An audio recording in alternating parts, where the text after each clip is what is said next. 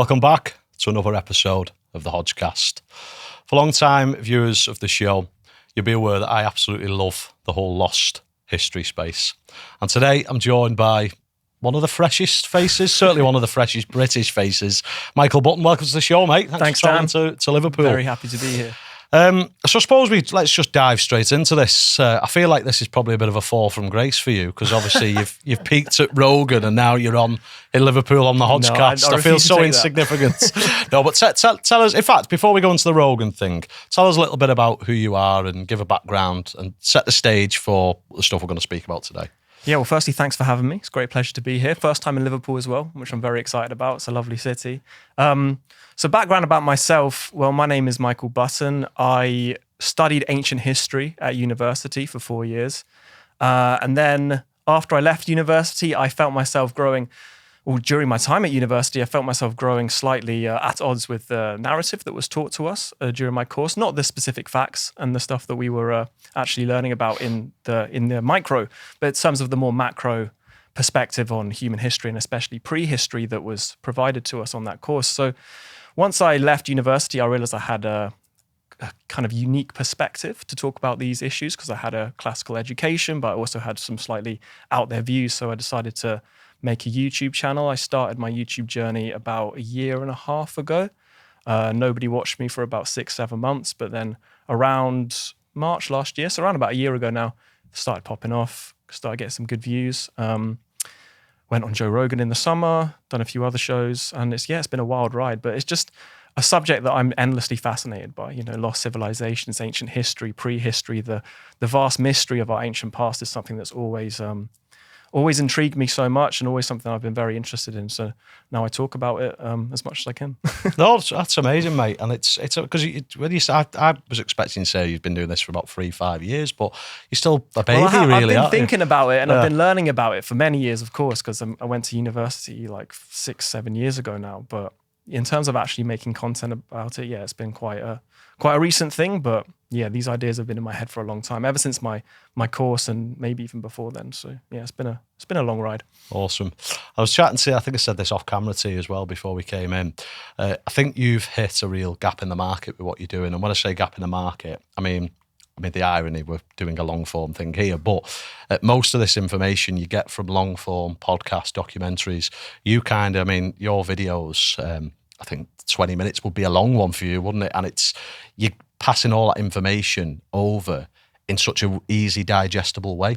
So, I literally watched probably about 10 of your episodes, an hour's worth yesterday, and you've covered a wide array of subjects. Now, for me to get one of those subjects, chances are you'd have to watch a 3-hour interview with Graham Hancock or something, So I do think you've capitalised, and credit where it's due, you do a great job. The way you articulate and put the information across, it's very comprehensive, and I think you're onto a winner there, mate. So I'm not surprised Rogan give you the shout. So yeah, you kind of just said, oh yeah, I've been on Rogan, quite laxy-daisy there, but I'm going to have to pick your brains on it. Being someone, Rogan, he's a pioneer for many people, including myself with this show. What was it like meeting him? Talk us through that. It was great. Obviously, I'm very lucky that he's interested in this kind of thing. He's obviously a complete nerd when it comes to like ancient civilizations and stuff. So very grateful to him for inviting me on. It was a crazy experience, extremely surreal. My first ever podcast, which is just pretty, nuts. It's very nuts, and you can't even explain how nuts it was actually going over there and doing it. But yeah, very cool. He was very nice to me. He's exactly the same off camera as he is on camera. He's just a chill guy. He's got a genuine curiosity about these subjects, and he wants to talk to people who explore these subjects like myself. And yeah, he's just fascinated by it, as I think many people are, because there are so many mysteries when it comes to ancient history, when it comes to prehistory. And the mainstream, while they obviously do look at it, they're kind of trapped in a worldview or in a model of thought when it comes to this stuff that means they almost are incapable of exploring possibilities that aren't within their kind of structured framework. So that's kind of leaves a space open for someone like me to come in with the academic background and potentially ask questions from a different perspective. And that's what I try and do. I think that's why, as you say, I've seen some relative success in this, because I come from that background, but I have a different perspective, and that's allowed me to push across these ideas. And they're kind of my ideas. Obviously, I build on the work of people like Graham Hancock and many others, names that people would know. But I just come at it from a purely curiosity-based vibe, if that makes sense. Like, I am genuinely interested in these things, and these are the questions I have about history. This is what I know about history. So how about this? Could this be possible, for example? Make that into a video, 15 minutes long, easy, bang. And people share that interest, and I think that's why it's doing as well as it is.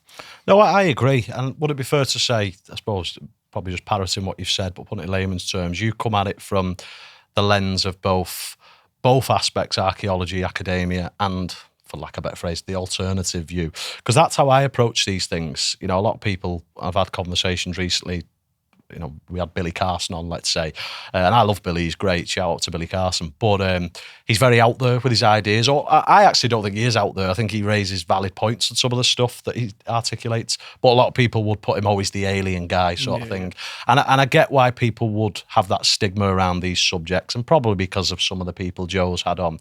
But when you actually strip it back, I think a lot of people like yourself, you're just kind of finding what is, because no one knows, you're just trying to find the truth, really, whether you're ever going to be able to achieve that. And that's why it's so frustrating with the mainstream, for those listening, that's in inverted commas, the mainstream narrative of this fixed view that they've got on these particular subjects. And it is incredibly frustrating. But I feel we're at a place now where, and large part thanks to Joe, biggest platform in the world, he is so interested in this. It's allowed, you know, I think Graham Hancock has openly said publicly he attributes a lot of his success in the millennium onwards down to Joe, because a lot of people who bought his books in the early 90s, they're no longer here, or they're no longer interested, and he kind of put that rocket on Graham's thoughts and theories, you know, to a modern crowd. So, yeah, and I think, you know, people like yourself, Michael, who come along, and you've definitely modernised it, as I say, with the short form videos. That was new. I mean, I don't know, apologies if there are other people out there. I'm sure there are, but you're the guest today. So I completely subscribe to that. What was you mentioned in terms of, you know, you kind of, so the history, talk us through what was the curriculum sort of, I'm just trying to go for time scale here. Yeah, so I went to university in 2016, so that is 10 years ago now. And the course that I was on was ancient history. Okay. So I chose that because I'm very fascinated by the origins of civilization, by the earliest civilizations, by the big question of how we came, you know, the shift from hunter-gatherer to civilization. And I wasn't even aware at the time of the alternative theories. I wasn't aware of people like Graham Hancock when I started my course.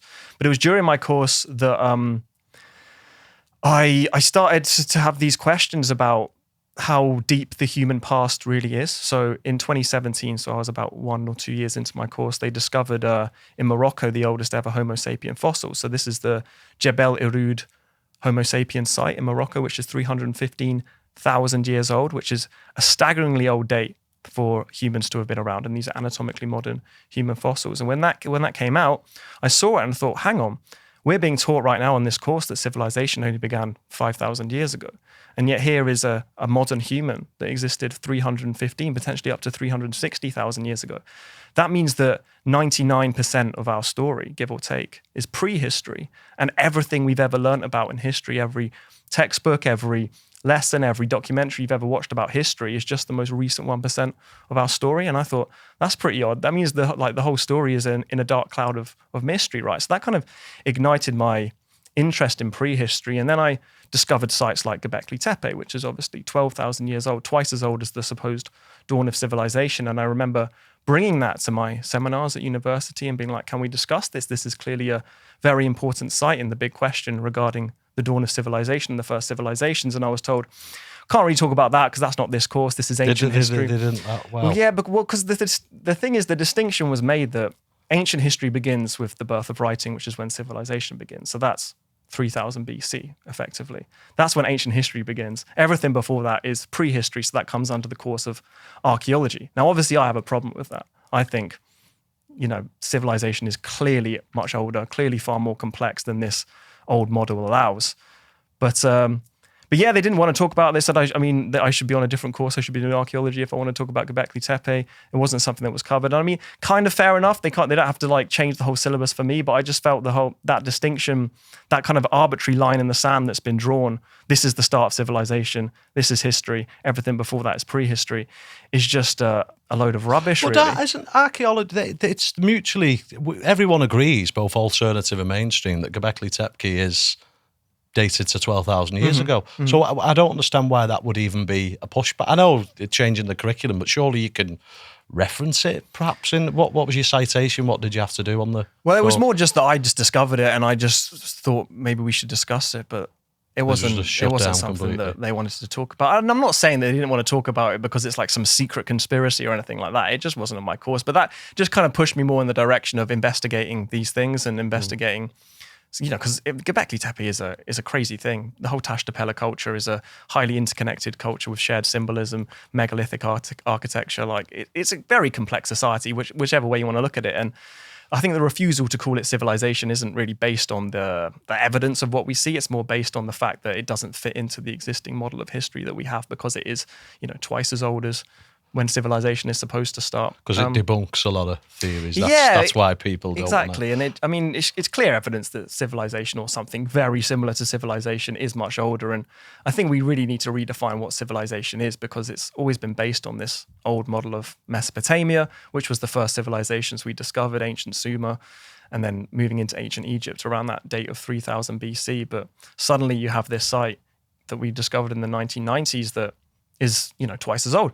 And that really threw a monkey wrench into the whole question of when civilization developed. But obviously the textbooks had already been written, the narrative had already been constructed. So it's a bit of a fight back. And you see now that it's slightly changing. You see people talking about civilization being much older and more complex, which when Graham Hancock first said it in the 1990s was a complete conspiracy theory. Now it's slowly happening. I think that's just the way that it works. I think as the generations move on very slowly, the thinking gets updated, but you almost have to wait for the old generation to die off. It's that famous quote, science advances one funeral at a time, which is the Max Planck quote, which I think is accurate in this realm too. It certainly is. I mean, I cover a wide array of topics on this show, and I don't trust the mainstream in anything, whether it's science, academia, media, politics. I'd certainly put my tin hat on whenever we're talking about the mainstream on subjects. So I don't see why that wouldn't translate into academia. And hearing that, I didn't know that they'd push back on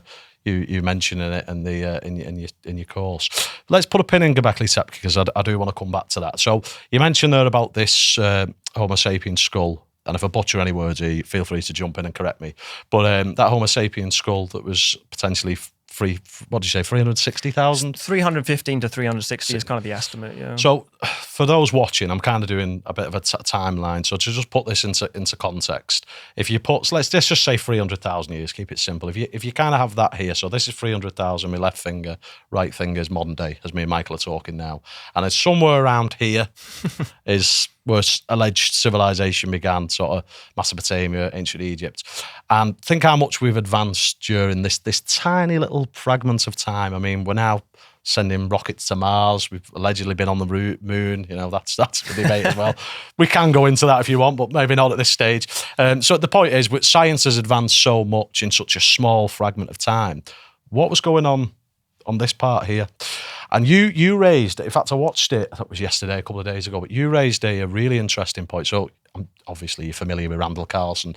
So he's probably one of the leading voices in the younger Dryas impact hypothesis, but he was going through sort of like so everyone will be familiar with the Ice Age and all these sort of anomalies throughout. So we kind of go through a hot period. Again, let's use that timeline. If it was a wiggly line, the higher up it is, that's your warm period that we're currently in, lower down, sort of like your Ice Age. And you raised a valid point. It's to say that, with the Holocene period, is that right? So now we're in the Holocene period here, and this is why we've been able to advance as much as we have. And then obviously prior to that was a cold period.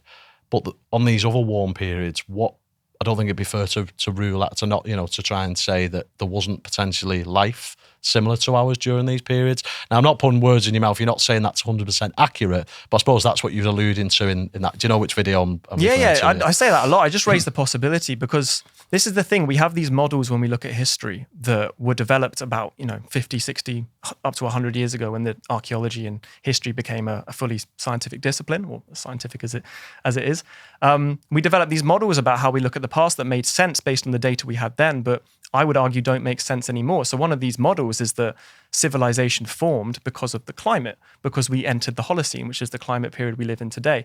We entered that around 11,000 years ago, and then agriculture began, the Neolithic agricultural revolution, because of the warm climate. That led to food surplus, that led to a rise in population, that led to civilization, right? And that made perfect sense when we thought our species were only 50,000 years old, which we used to think. But then once we found out we were 70,000 years old, and then 100,000 years old, and then 200,000 years old, and then 300,000 years old, suddenly that doesn't really make sense anymore because modern Homo sapiens have lived through 4 distinct warm periods. So if the climate getting warmer is the key factor that led to the development of civilization, then why couldn't it have happened before? Because the thing about civilization is it didn't just appear once. It appeared all over the globe at pretty much, give or take, the same time. So, I mean, there's 1,000 years difference, but when you look at 315,000 years of history, the ocean, really, it's very similar time. So why is that? It's because of the climate. Well, then if it's because of the climate, why couldn't it have happened 120,000 years ago during the Eemian period? Or why couldn't it have happened 215,000 years ago during the previous, or all the other warm periods? And here's another point, is that yes, the oldest Homo sapien fossils we have are 315,000 years old, but we see startling evidence of complexity much further in time than that. We see evidence of humans building structures 500,000 years ago. We have large-brained humans from 1 million years ago with the same brain size as us. So 1 million years, that's 11 warm periods. It's such a staggeringly huge period of time. So much could have happened. And all we have is this tiny little, like 0.5% in the most recent 5,000 years, which is all we can see. And so the point I raise is, are we sure this isn't just recency bias?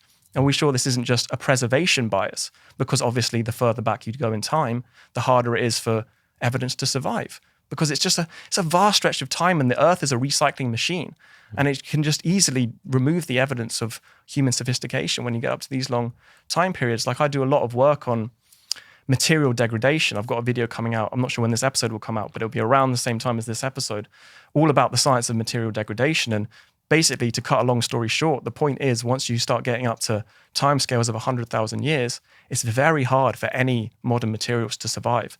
Very, very hard. Things just get broken down and eroded and basically become sediment. And we're looking for structures, we're looking for shapes, we're looking for the remains of a town, of a city or something. But when you get up to these timescales, that isn't what's going to be left. All that's going to be left is a chemical signature, if anything at all. So when we look at a human complexity in the deep past, we have to realize it's extremely hard for us to see anything at all when we get up to these long time periods. And even when we do find very few things, the complexity is incredibly sophisticated. Like I mentioned, this structure 500,000 years ago, the Colombo structure in Zambia, if anyone wants to search it up. It's structural engineering. Whoever they were, these humans, maybe a pre-Homo sapien species, maybe Homo sapiens are older than we think, built a structure. They connected pieces of wood together. They had complex planning. They had abstraction. They had the idea of building a thing, and then it's permanence. It's not necessarily nomadic living. Like, this is highly intelligent behavior. This is not the behavior of primitive cavemen, as many people like to think our ancestors were. Intelligence has been around for a long, long time. And yeah, just because we don't see evidence of what these humans were doing doesn't mean they were stupid, doesn't mean they were just dumb brutes living in caves. I think the evidence has just disappeared. Yeah. No, I completely agree. I think for reasons you and many other people have outlined. Also, going off these, so with the Holocene period, am I right in thinking if we go off the historical data from these warm periods, we're due an ice age, aren't we? Roughly. I mean, roughly. It might be like a few thousand years away. Oh yeah. But it's not like tomorrow. Disclaimer: it's not going to be. Yeah, it's not going to be tomorrow in our lifetime. Usually they're like 13 to 20,000 years long, the warm periods, and we're about 13,000, 12,000 years into ours. So, we might be warm for another 5,000 years, or we might not be warm for much longer at all. I mean, I don't want to. We spoke about climate change with Randall, and we got a bit of a telling off for it. So I don't want to kind of go too heavy in that. But what's your overarching opinion based on what you've found? And you're not saying that this is factual. So what's your overarching opinion on the? We'll not go political. I don't want to ask you that. I'm trying to think how I can word this so as you're not going to get in trouble. But what's your take on like the thought of global warming? Do you really think that is as serious? Yes, we could clear our act up, but do you think it's as serious as what it's being portrayed? I think it's a highly arrogant view that we think we're the biggest impactor on the world's climate because we're not. Like if you just look at the climatic history of the Earth, it's massively swings this way and that, up and down temperature graphs, like crazy movements of the climate. And yeah, we're making a small impact, and we can clear up our act, as you say, and we should. But to think that we are the biggest factor in this massive Earth that we don't understand is just, I think it's quite an arrogant view. And you just have to look at the climatic history of this planet and even the history when we've been on the planet, and you can see that it just swings in radical ways. And yeah, I also think that's something that's been underestimated massively when it comes to our own story, to our human story, because we think in such short time scales, we think that the Earth has always been like pretty stable because we've lived in the Holocene for 11,000 years, and because our whole civilization has only been the last 6,000 years. But when you look at our story on this planet, 300,000 years at least, we've been through some crazy stuff. And it's not just the climate, it's like massive natural disasters like super volcanoes and huge earthquakes and mega droughts and so many things, potentially comet impacts as well. If you look at the work of Randall and the potential for the Younger Dryas impact hypothesis, there are so many natural phenomena that had the potential to completely wipe out human culture, to erase the record that any human culture existed, and to just shift the climate in dramatic ways. It's quite humbling, and I think maybe in our modern day we could take some notes from that. I'm not saying that we shouldn't try and clean ourselves up and be sustainable. I think we should, but we should also recognize that we are not the most powerful factors in the Earth's climate. When you've got countries with nuclear weapons and they're pushing this whole, and I'll speak political for us here. I'll take the bullet. But yeah, when you've got countries sort of, with nuclear warheads that, could have some serious implications, given the fact that we're not able to test some of this weaponry. So we don't know the long-lasting impact from it. We can hypothesize, but we don't know until it's. And I'm not endorsing testing of nuclear weapons in any way, shape, or form. But certainly, it frustrates me when the whole push is on, climate change, it'll wipe us out if we don't sort it. It's like you're saying this whilst there's an artillery of destruct. Basically, you've got the power of a god in your, in your locker, and you're saying that that's less volatile than climate change. I don't know. It does beg some questions, doesn't it? So we referenced the Göbeklitepe. I want to kind of pick your brain on that. So what's the overarching? Because Egyptologists in particular, when there was, across the world, but we'll stick with Egypt, there was scrutinisation on the pyramid potentially being older or the Sphinx being older, and Egyptologists and archaeology completely disputed that for many years. And then here comes Klaus Schmidt in Turkey. Take it away, Mike. I'll let you pick up the rest. Yeah, so it was the mid-1990s that they discovered Göbeklitepe. And it basically threw a huge monkey wrench into the idea that civilization didn't begin until 3,000 years ago, because you have these vast megalithic enclosures, circular enclosures with these huge pillars, 12-ton pillars, intricately designed with beautiful carvings. And they're not simple carvings, they're like raised relief carvings where, it's a highly sophisticated craftsmanship. And there's not just one, it's not just Göbekli Tepe. I can't remember how many sites, maybe 12 sites at least, all interconnected, all sharing this symbolism across the region. And it really ticks off many of the markers of this so-called checklist of civilization. The only thing we're missing really is evidence of widespread agriculture. But I mean, I don't see why this is back to the whole, we base the model of civilization on Mesopotamia. Why does civilization have to be in that mold, right? But anyway, No, but I think you raise a valid point saying that, because I mean, fundamentally, I think you and other people have said this before, but for just to put it in layman's terms, at the same time, we're in 2026, currently February, and as we're speaking, there are people at NASA creating rocket engines and SpaceX to hopefully take us to Mars. Meanwhile, in the Amazon, there's tribes that haven't even been contacted. So I don't think it's as far fast stretching of, oh, this is how civilization was in Mesopotamia. This is how it must have been across the entire world. I think that's quite ignorant to have that thesis, really. It's ignorant, and we already know that. I mean, because if you just look at the Amazon rainforest, there's civilization there without agriculture, without written script. So it's already, and they're considered civilizations. I mean, the South American civilizations are considered civilizations because they're at the correct date, because they're more recent than 3000 BC. But then you have Tashtapela, which is the name of this culture. That's the name they're starting to give all these shared megalithic sites. But they just call it the Tashtapela culture rather than the Tashtapela civilization. But I think this is going to change in time. I think people will come to realize that Tashtapela and Göbeklitepe and Karahan Tepe and all these sites are a civilization. I mean, they recently found residential buildings at Göbeklitepe, which was always one of the arguments against it. It was like, oh, people didn't live here. It was hunter-gatherers that migrated to Göbeklitepe like once every... How much of Göbeklitepe has been excavated? Only like 5 to 10%. And they've put a pause on that, we believe, for monetary gain. Wow.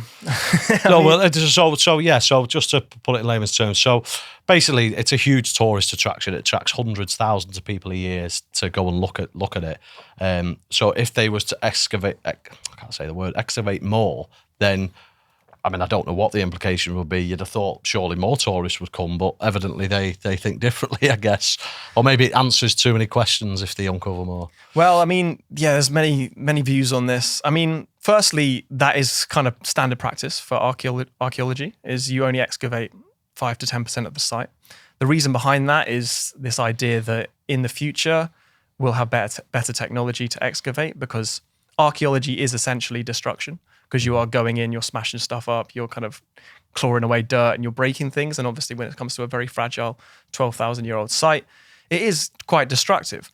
On the other hand, I would argue that Göbeklitepe is a site that is so important in our understanding of the origins of civilization that it should be given special treatment. Because, as you say, only 5 to 10% of it has been excavated so far. And even from that tiny fraction, we have evidence that drastically shifts our understanding of human civilization and the origins of civilization and how far back and how complex civilization could potentially go. Because the thing about Göbeklitepe is that wasn't the first thing that these people built, right? They didn't just suddenly wake up one day and have the ability and the idea to create this incredible... But again, you did go straight on Rogan, so don't rule it out. I would say that constructing Göbeklitepe is a slightly more impressive achievement. You'd need blueprints, wouldn't you? You'd need trial and error. There's no way you could just go into a project. Even by today's standards, there's no way you could go into a project like Göbeklitepe or like the pyramids or any of these megalithic sites and just be able to build it the way it was. There's obviously got to have been foundations first that led on to this eventual final project. And was it the final project? I guess we don't know, do we? And it's 50 times larger than Stonehenge. Like it's huge. So just to put layman's terms for the listeners, so a bit of context there. I love keeping things nice and simple for me mainly, but I'll say it's for the listeners. So you've got kind of, I'm just all about time scale here. So you've got the pyramids are said to be, if we go with the mainstream, the pyramids are said to be 5,000 years. Stonehenge is 7, is it? Or 9? Stonehenge is roughly the same time as the pyramids. Oh, is it? Yeah, okay, yeah. so they're at the same time. So Göbeklitepe is more than twice as old as these things. Right, okay. And it's quite, I mean, Göbeklitepe, I think, I've never been there, but it's quite, I would say it looks more impressive than, say, Stonehenge to look at visually. I wouldn't say about the pyramids, I'm fascinated by them, which we will get to. But yeah, so just to kind of put a bit of context on it for the listeners, I'm sorry I've interrupted you a few times there. In terms of time scale, because it's hard when you're having these discussions for someone who isn't as educated or as clued up, and I was guilty of this myself, is the human lifespan is literally 80, 100 years if you're lucky, if you look after yourself. It's hard to comprehend when we're talking about these big numbers, 300,000 years ago. It's hard to comprehend. The brain struggles, don't they? So I like to give these sort of bookmarks of. I thought Stonehenge was older than the pyramid, so apologies, I've got that wrong. So I like to give these bookmarks of sort of like pyramids, Stonehenge, Göbeklitepe, and then whatever else they discover along the way. So you've got but Göbeklitepe, you were saying about your theory as to why they're excavating it slower, but that's the norm for archaeology. It's the norm. I mean, obviously you can get into all kinds of conspiracies around why they're not excavating Göbeklitepe. I don't really buy into any of that, but I do share the frustration of people that it isn't being excavated more because of the importance, I feel, the importance of the site. But obviously then you get into the tourism question. Like, at the end of the day, tourism is the thing that funds these things. Like, archaeology is exciting, but there's not much money in it. But there's a lot of money in tourism. So you have basically tourism becoming the priority and the incentive. And that's quite sad because, you know, I mean, at Göbeklitepe, you have these things being built that quite clearly damage the ruins, and they're being built for tourism effectively, and it's just like an endless cycle. Didn't they have loads of plants? Are they still They had there, loads of or trees over the ruins as well that eventually got removed. So you had, do you know Jimmy Corsetti, Bright Insight? I've never met him. I know who he is. Yeah. He he's funny. He basically came out like saying these trees are damaging the ruins, and he was told by, you know, all these archaeologists that don't be silly, Jimmy, nonsense, you grifter. And then obviously Göbeklitepe, the official archaeology team, eventually came out and said, yeah, these trees are damaging the ruins, so we've got to so they pushed back and then accepted that was... They pushed back and called Jimmy all kind of names, and then turns out Jimmy was right, and in many ways he actually did more to conserve the site than these archaeologists by raising that as an issue. But yeah, it's things like that. It's things like building a huge concrete kind of footway with foundations that go onto the ancient ruins. It's building a huge roof over the thing that it's just lots of things that the priority is tourism rather than excavation and rather than conservation in many ways, which is and it's bizarre, isn't it? Because if this could answer a few questions, you know, we might be better prepared. You know, if you factor this into the whole geology conversation, if this maybe, I don't know, I'm struggling to articulate here, but if this was something we found something remnants of the past that could help us prepare for, you know, any of these apocalyptic events, let's say, then why wouldn't you? Well, you know, I certainly would want to know more about it, just in that regard. Yeah, and the thing I always say is, imagine if there was the equivalent of, so do you know the Rosetta Stone, which they found in Egypt? Yeah. The kind of the one artifact that allowed us to completely translate hieroglyphics and obviously learn so much about ancient Egyptian civilization. That was one artifact. Imagine if the equivalent was hiding in the unexcavated 95% of Göbeklitepe. Like, there's so much we could learn about whoever this culture were. And I'm of the belief that they did have, this is a controversial view, but I'm of the belief that they did have some kind of written script, which is obviously quite an out there view, because writing, the birth of writing, is basically the marker that defines the beginning of civilization according to the Orthodox narrative. So Cuneiform, which is the earliest writing from ancient Sumer, emerged around 3000 BC. So that's when that's when written history began. That's when recorded history began. That's when civilization began. But there's some interesting evidence from Göbeklitepe that suggests they also had some form of written script. There's a Assyriologist called Irving Finkel at the British Museum. I don't know if you've heard of him. The guy did Lex Friedman with the beard. He made this argument on Lex. I never knew who he was until that podcast. Yeah. But yeah. He made this argument on Lex that they have this what looks like a stamp seal that they found at Göbeklitepe. And does it look like a little scarab green, type thing? Yeah. It's a little green thing with like a snake on it. And he's obviously a linguistics professor, mainstream one of that, and he thinks that there's good evidence that this represents some form of written script at Göbeklitepe. So if that's the case, then, you know, written language is twice as old as we thought. Civilization is twice as old as we thought, if we go by that definition. And so that's a very interesting conversation as well. But yeah, just imagine what could be found in the remaining 95% of Göbeklitepe if this is the kind of stuff we're discovering just from the 5% that has been excavated. As you're talking there, a bit of a thought experiment. So let's just go with the past 30 years, right, in terms of the communications we use. So obviously over the English, we have various languages, but as we're both British, let's stick with English.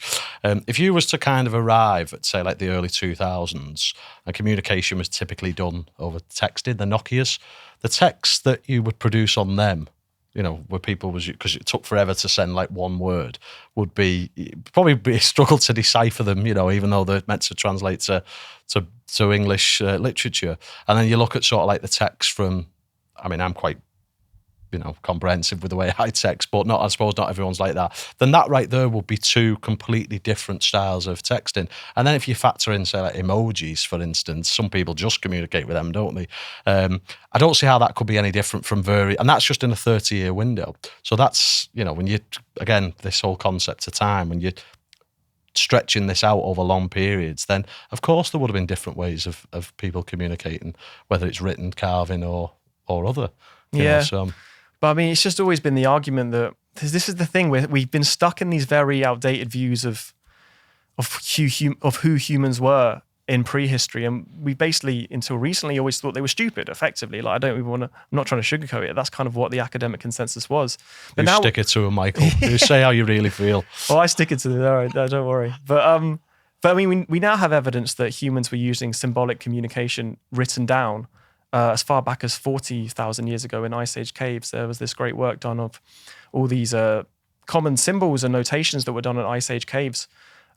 That clearly meant we can't read it, and it's not a full written script to be clear, but it's clearly symbolic meaning etched into stone, effectively, and that's 40,000 years ago. So humans have had this capability for a long time, and I think this all buys into the preservation problem, right? Like written communication is going to be done on whatever's the most handy to use. Like obviously now we live in the digital world, so we're doing it all digitally, but before then, you're not going to carve your shopping list into stone, are you? You're not going to send a message in stone. That's like very important things, but that stone's the most likely thing to survive. So all these ancient humans could have easily had written communication, and almost certainly did, in my view, have written communication. It just wasn't carved into something permanent. Which civilization used wax that kind of they reheated it? The Romans did that. Romans, is it? Okay. So I mean, that's another example of that's writing that. Because obviously that goes, you know, designed to do that. And even amongst like recorded history, I did a video about the history of writing, and we only have about 1% of classical authors. So this is only 2,000 years ago, ancient Greeks, ancient Rome. We only have about 1% of their text surviving, and that's so recent, 2,000 years ago, compared to, you know, of course, 300,000 years of our history. Like, I think people massively underestimate how much is lost and how much is inevitable to be lost. And we base our view on history around, if we haven't found it, it didn't exist. Whereas my view is, it's more like what we have is the teardrop out of the ocean, or the raindrop of the ocean that existed. I think since I started doing the podcast, what I've come to the conclusion, and I'm paraphrasing here, this isn't my quote, is the more you think you know, you don't know. There's always something that you think you're onto something, and then something else gets said, or someone else has another suggestion. And I think we're at a very, as much as like the internet and social media gets a bad rep, and rightly so in some regards, but I do think it's allowed us to have such easier access. Like if we'd have gone even a decade ago, even if you were still doing your YouTube and what have you, chances are we'd have not linked up to do this, and I'd have not met people like Graham, you'd have not met people like Graham and Joe. So I do think in that regard, it's so much better now in terms of networking that we can share best practice with these ideas and suggestions. And it's just a shame that the mainstream are very dogmatic with their approach. They don't seem to want to be as open-minded, and it is frustrating. I mean, you mentioned though you don't mind sticking it to them. So have you had your first year? Because I mean, this isn't even my wheelhouse, and I get called a grifter on this subject. Oh, yeah. So I suspect you, who are doing YouTube videos, probably get. I noticed you had a bit of a spat with Mr. Dibble. Did that escalate anywhere? Yeah. Well, I just don't reply to him anymore. Oh no, he's always tweeting at me, and there are a few people that always tweet at me, but I just ignore it. And also, I've come to realize that I don't think that's a fair reflection of archaeology, and I feel like. I don't mean to call out Graham here, but I feel like Graham almost falls into the trap of getting all the hate towards him and seeing that as a reflection. And I completely understand it, because he gets so much hate, and it's so much of it is unjustified, because he's just asking questions about, as you rightly say, stuff that nobody knows. Nobody really knows what happened in prehistory. And just to be able to ask the question shouldn't, you know, subject you to the ire of all these archaeologists. But I think a lot of it is maybe a social media problem.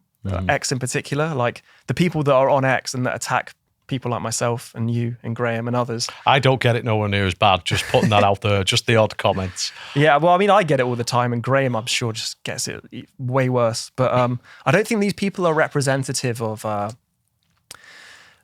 even academics, and definitely not people that are interested in history. I think it's just it's a loud minority, I think, that, you know, have taken it upon themselves to, in their view, quote unquote, defend science. But I don't think, I mean, in some cases, yeah, because you don't want people just outlandishly lying about history. But this is different. This is asking questions about things that none of us really know about, because it's impossible to know what happened 10,000 20,000, 100,000 years ago in any real detail because the evidence is so thin. It's so fragmentary. We have a tiny slither of what would have definitely existed. And that doesn't mean that advanced civilizations or whatever, none of that means that existed. But it's possible, in my view. And that possibility should be taken seriously and not just immediately shut down because we haven't got a definitive smoking gun piece of proof. I mean, some people would argue we do, but I would argue we haven't got definitive smoking gun proof of lost civilizations. I would say Göbeklitepe, yes, but say pre that, I would say we haven't got smoking gun proof. But that doesn't mean the question shouldn't be allowed to be asked. That doesn't mean we shouldn't explore these thought experiments, because if you don't look for something, you're never going to find it. If you decide that something doesn't exist, then you don't look for it, and then you don't find any proof that it doesn't exist, and that confirms your initial hypothesis that it doesn't exist. It's a circular feedback loop.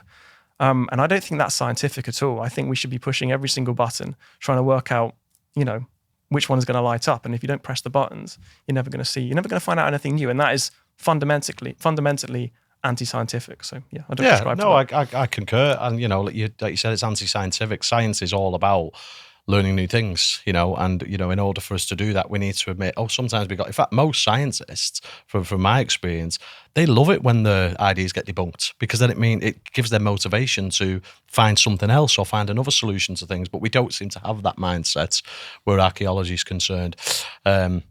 And also, with people like Graham who get a bat, like you've met Graham, you spoke to him, did you interview him or did he interview you? He interviewed me, actually, which was weird. So that's pretty cool. It's very cool, yeah. Wasn't that in the space of like a month you did that and you've been on Rogan as well? Yeah. I spoke to Graham before I went on Rogan, but we actually did it after I went on. And yeah, that was a crazy few weeks, I'm not going to lie. Those two guys in a week. That's like, for your subject as well, that's like a massive flex, isn't it? That'd be going straight before my name on my CV. But yeah, people like Graham, he's a really nice guy, he gets, all these slurs and comments and accusations that get put forward. I mean, he got called up because of ancient apocalypse, a white supremacist, and like he's Samantha, his wife, she's lovely. I met her. She's not white, So I fail to see where you're going with this one. And again, the people who've come out with these accusations probably didn't even know Samantha existed, So it's just, it's a way of discrediting people. Exactly. It's the same with like politics and stuff. They show the hand. I think when someone resorts to using nasty words, they've lost the argument for me. Have you come across any that are willing to have a conversation with you, like an amicable chat? Even though you both might disagree on something, they're willing to... Yeah, I have. There's a few. There's a few people that are more open to it.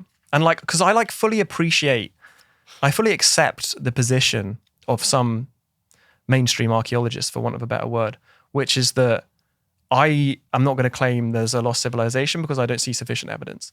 And I think that the mainstream theory is acceptable as a theory. And I fully accept that. I accept the mainstream explanation for history as a theory. I just have a problem when it's presented as indisputable truth, because that's what it is presented as by many people.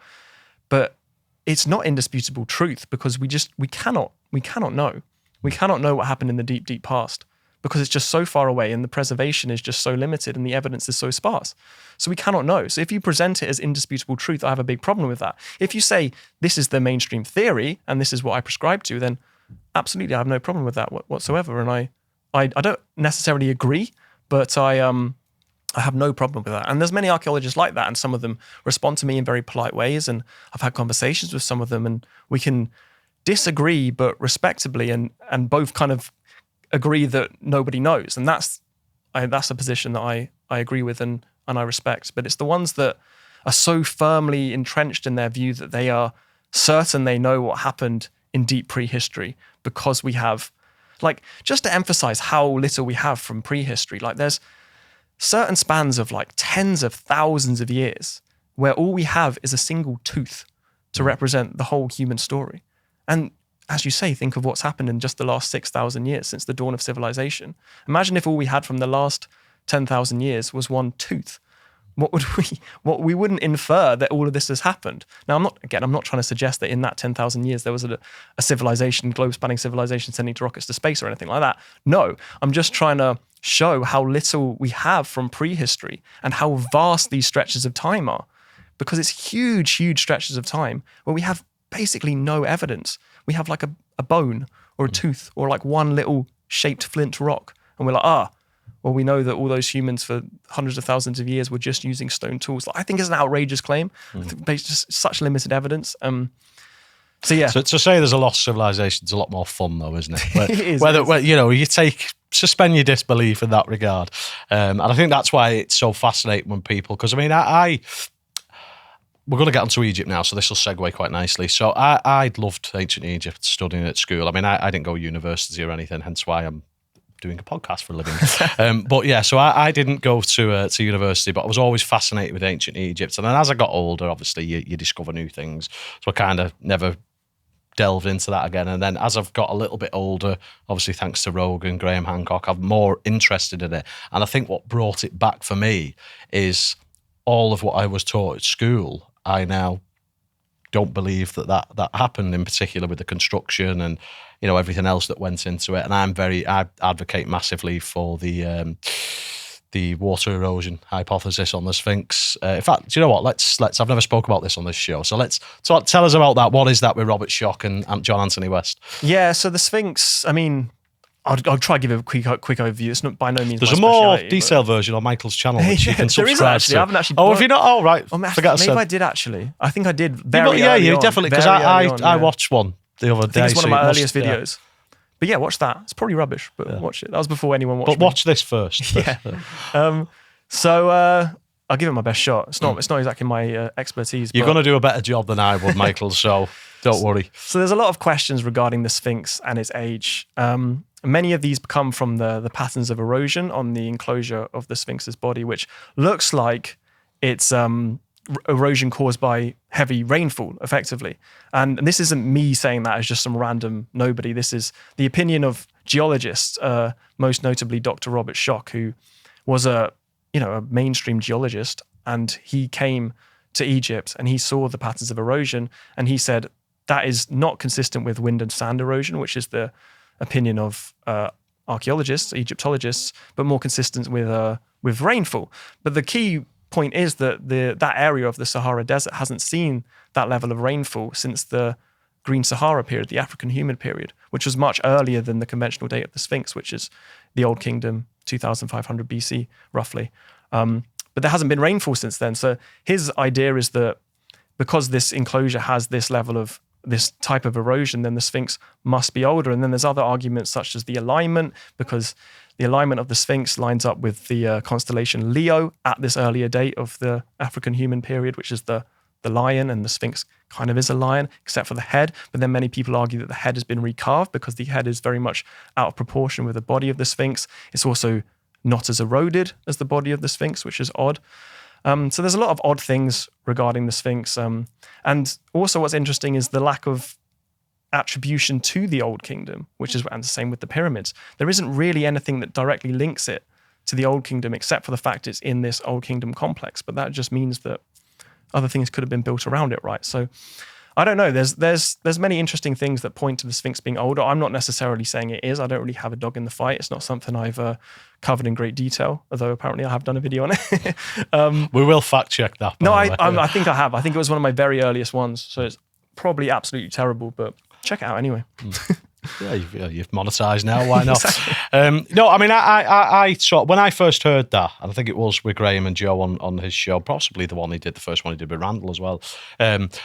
That blew my mind because the way it's articulated. So it's is the general consensus it is an equinoctial monument? I don't know if I've said that right.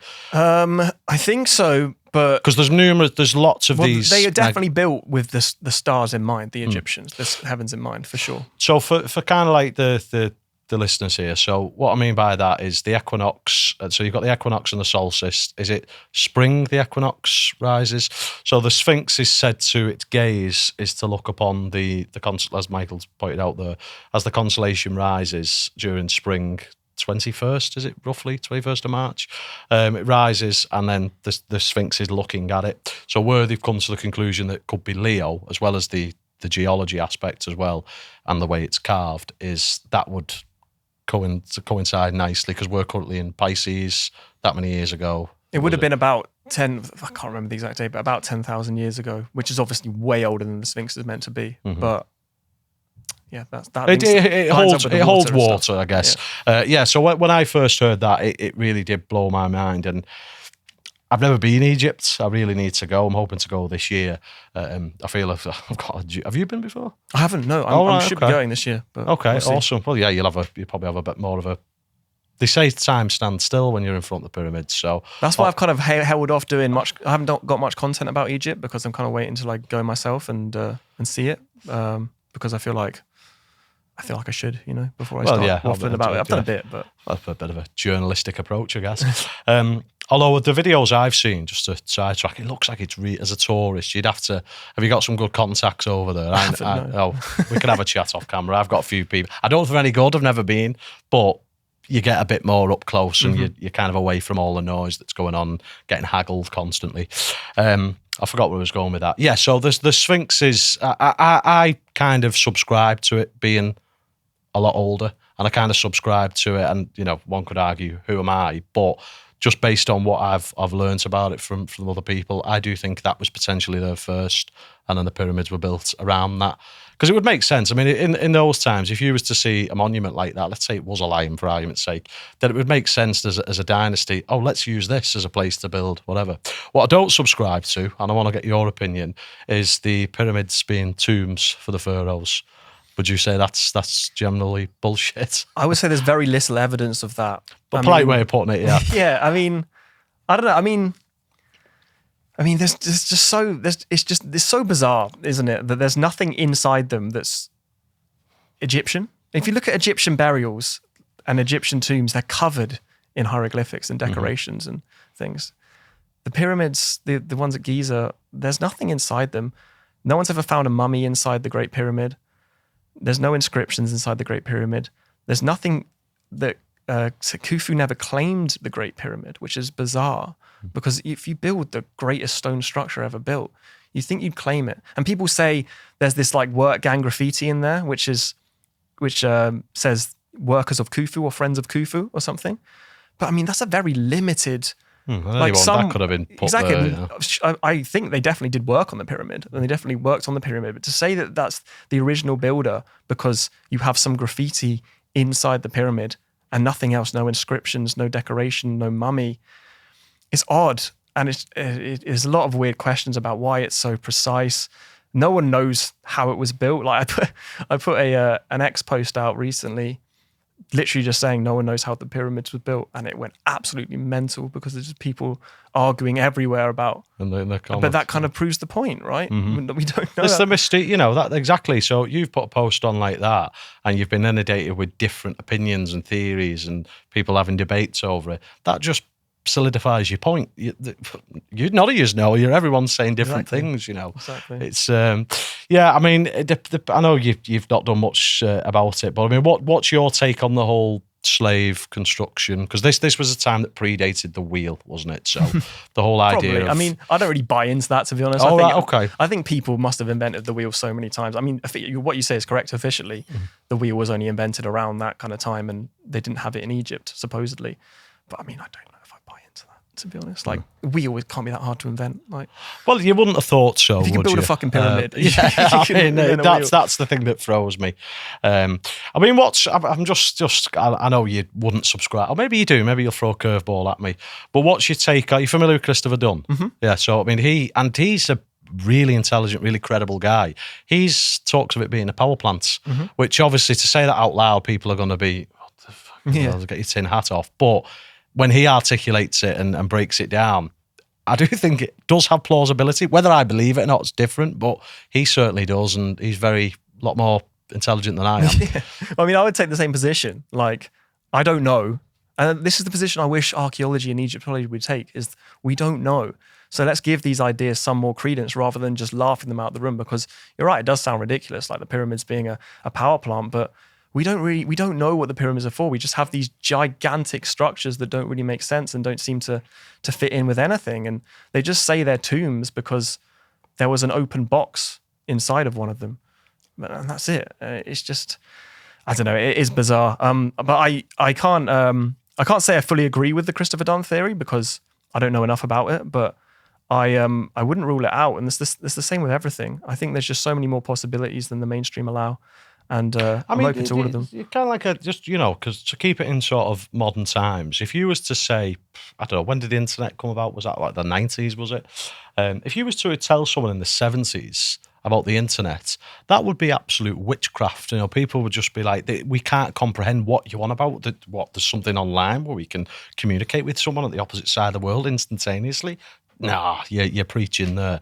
But it happened, so there's no I think to automatically shut down these, for just to put a label on it, outlandish things like it being a power plant, I think again is quite ignorant with the whole, similar to the climate analogy. And like I say, I'm not saying it's not, but when you've got someone like Christopher Dunn who, because he's saying it's something to do with like hydrothermal.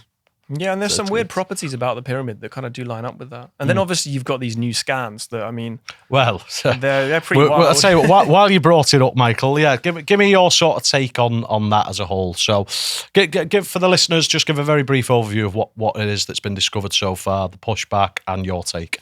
Yeah, so it's an Italian team of scientists. And to be fair, just to be clear, this isn't peer-reviewed work. It's just this team of scientists. But what is crucial is they have this technology, which is basically a satellite. And this is a very technical way of putting it. And I'm not technically too knowledgeable about it. But it's basically a satellite that sends lasers or whatever, not lasers, but pulses down into the Earth that can go through and then bounce back off. Just to intercept, my audience will subscribe to lasers massively, so you can talk. Okay, lasers. You're not talking to big Graham. Space lasers, satellite lasers. But I don't really know the science behind it, but you can read their paper. But crucially, what is true is that this technology has worked to identify underground structures that we know exist in other parts of the world. I can't remember a specific example, but they've done it a few times They've done it on a laboratory, haven't they? I don't know where it's based, but they've proved that what was under the laboratory has shown up on the and it's just it's a satellite going past like many times, and then building a picture of what's under the ground effectively. And what they produced was this this paper that suggested that there was these vast columns stretching down like kilometers below the pyramids in these big spiraling columns ending in these huge squares and the whole underground labyrinth underneath Giza, and just crazy stuff that just sounds ridiculously out there. And my view on it is that I'm cautious when people make such ridiculously over-the-top claims based on some technology that's really new. But at the same time, again, I don't want to rule it out. I want it to be fully explored, because I don't know. The data they're producing is showing something underneath there that looks like it's not natural. Like the Giza Plateau is not known for huge like shafts of straight, columns. And isn't the allegations that they're nearly or up to 2 kilometers underground? So it would make it like the greatest engineering project of all time. So obviously it's an extraordinary claim, and so you need pretty solid evidence. So I by no means would say that this is proven in any way. It's just an interesting scan, but the internet blew up. Well, the internet, of course, blew up with it because it's a crazy probably claim. more so. I mean, when Piers Morgan's talking about it and he hasn't got a clue what it's on this subject, it's reached certain heights. I think that the curveball was the AI interpretation, what they produced on this paper, because that was as you describe in this. Are we able to pull that up, Jacob? If you just put what should we type in for this? So SAR scans Giza Plateau, probably. Giza, and then just put AI image. It should come up. So just while he's finding that, so I think that was the curve, but there we go. So yeah, you can get that one up. So that's got all of them on. So obviously there's a picture of the Giza Plateau at the top, and then on the bottom left, that's the technology, isn't it? What they picked up, and then this is the AI rendition of what they think that blurry thing is. So as you can see, they don't look alike. It's a bit of a leap, isn't it? It's yeah. I mean, I struggled to even work out where the pyramids were on the blob, let's call it. But I want it to be true so badly. Yeah, I think certainly people. Cheers for that, Jacob. Yeah. Okay, brilliant. So I think the general the consensus are everyone wants it to be true, don't they? Because it will just debunk so much. Well, yeah, I mean, Flint Dibble. Isn't his bad? I could be wrong on this, so if he won't be watching, but if he is, or someone he knows is, isn't his background sort of like seeds, archaeology and seeds? His background is like Yeah, and also like penis bones or something Penis weird. bones? Yeah, it's like Okay. really weird, like niche archaeology of like animal penises or something. This is the thing that frustrates me with archaeology. So when they bring like these people who are clued up in construction, engineers, and they look at something and they give their verdicts on things, it's completely dismissed. But you sort of think to yourself, okay, if you had lots of, we're sat in chairs here, if we had a chair here and then let's say, I mean, it's quite a standard chair, but let's say it had a mechanism to put our feet up. If it broke, you'd want someone who knows how to fix it, who has a general idea. But if this chair was discovered in the pyramid, pre-wherever, then construction, you can't go anywhere near that. That's got to be archaeology that comes and tells us everything about the functionality of this chair. And that's the thing that really riles me up, is why don't we get modern day experts in that field for at least a second opinion on things? Well, that's why someone like Ben Van Kerkwyk, Uncharted X, that's why his channel is so important, because he's coming at it from a kind of technology perspective. And he works with people that are actually engineers and are trained in this kind of background, rather than the people like me who are like rather than people who study penis bones. Well, yeah, exactly. I mean, I don't mean to. I mean, Flint Devil was just a troll, Yeah, so I don't mind calling him out. But we'll leave Flint alone now. But yeah, I suppose the point you're getting to is, you want someone whose wheelhouse it is in that particular. it's a certain field. type of person that studies archaeology, and I don't mean to hate on that kind of person, because I am that type of person. Like, I studied ancient history at university. I am a kind of artsy guy. I'm not very technical, but it does mean that you don't have different perspectives looking at these things. And what the internet has done is allowed people from different disciplines and different ways of thinking about things and different expertise to look at these things from different lenses and see things that an archaeology mind wouldn't notice as weird or wouldn't realize is so difficult. Like some of the slabs in the pyramid that are raised up really high, like if you see that as an archaeologist, you think, oh, they just put that up there somehow, but you don't realize how difficult that is from an engineering perspective, because you're not trained in that discipline. So I think that's what the internet has done, and channels like Ben has done, is really showcase just how incredibly difficult some of these engineering achievements were from the ancient world. I mean, there's so many in Egypt. There's the giant statues that were transported hundreds and hundreds of kilometers, and these single-ton blocks. There's the construction of the pyramids. There's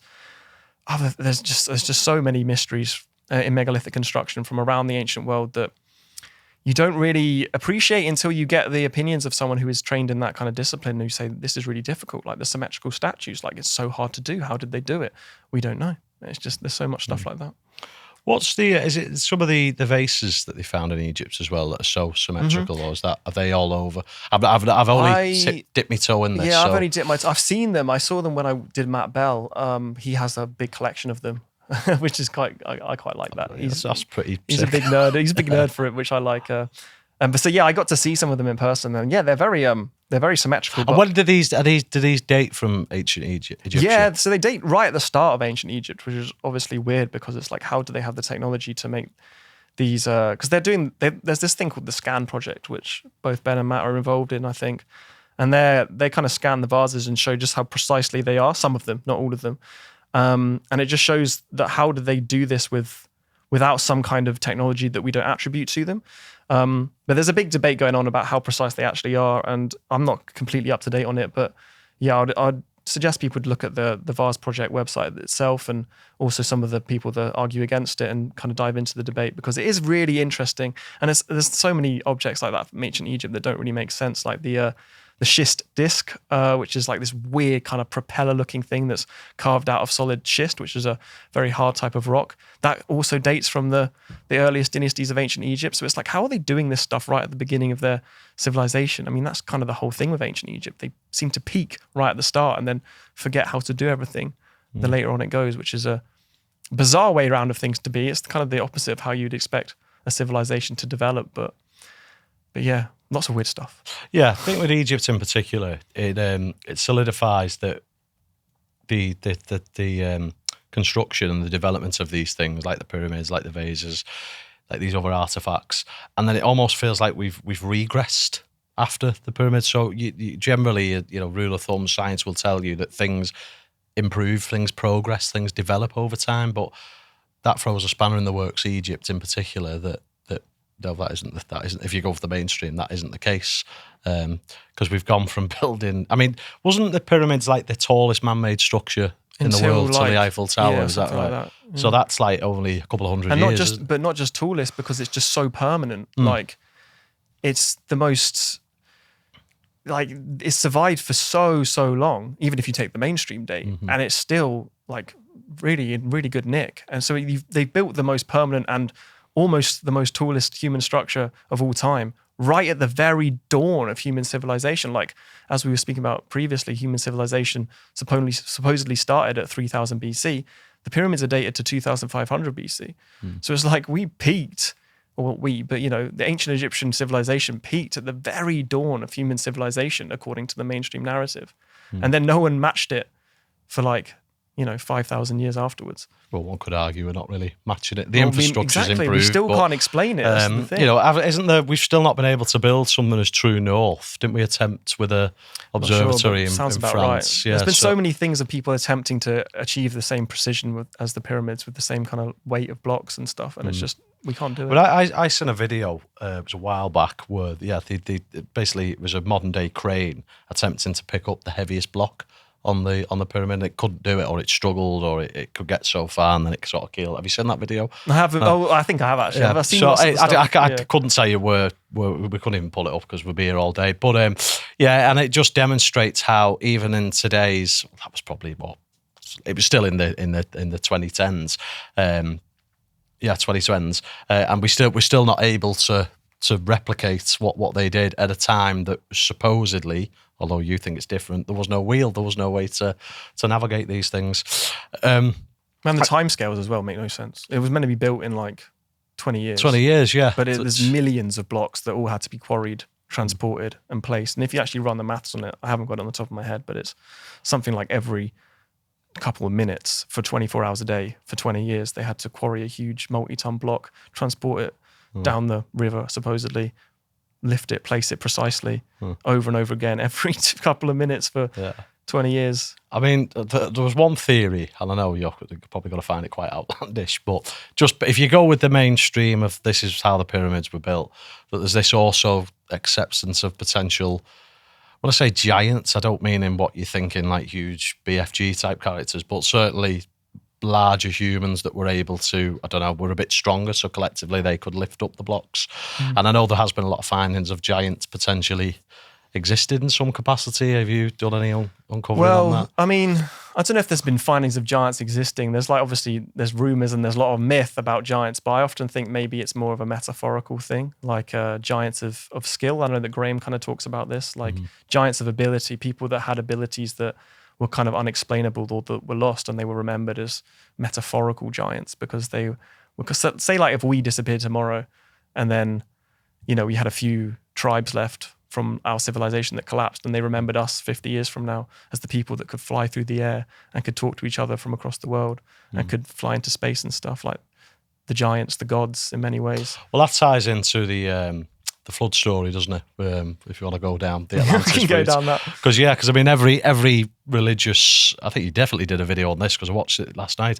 So every religious story, fable has a flood story. Obviously, most notably Noah's Ark with Christianity. Do you want to give any more? Because I'm maxed out with that one. There's loads. I mean, it's every culture around the world pretty much has a flood story. Yeah. So basically all. So that's the point you've got to, I guess. So everyone has a flood story, and then that would tie in nicely with the younger Dryas, and that's why we don't have Atlantis. In fact, let's talk about Atlantis. So we don't have to go into too much detail of the origins. I think general consensus are Plato got handed down information from a distant relative, Solon, who got it from Egypt traveling there, and that's this because people are very dismissive when you say Atlantis because they're automatically going to think Aquaman, or what they see in the movies, this underwater city where the mermaids live. But in actual fact, it's describing a place, and the reason its association with water is because it was a city that was flooded. What's your take on it as an idea, as a concept? As great as it is, do you think it's plausible? I find it very interesting. I don't think we'll ever find it. I don't think if it did exist, which I don't know. Don't tell Randall this if you ever meet him because he's on a quest. All power to him. If he does, then amazing. He thinks it's in the Azores, doesn't he? Yeah. And then obviously Jimmy thinks it's in the Eye of Sahara and many different theories. I'm of the view that we'll never find it, and if it was real, it's gone.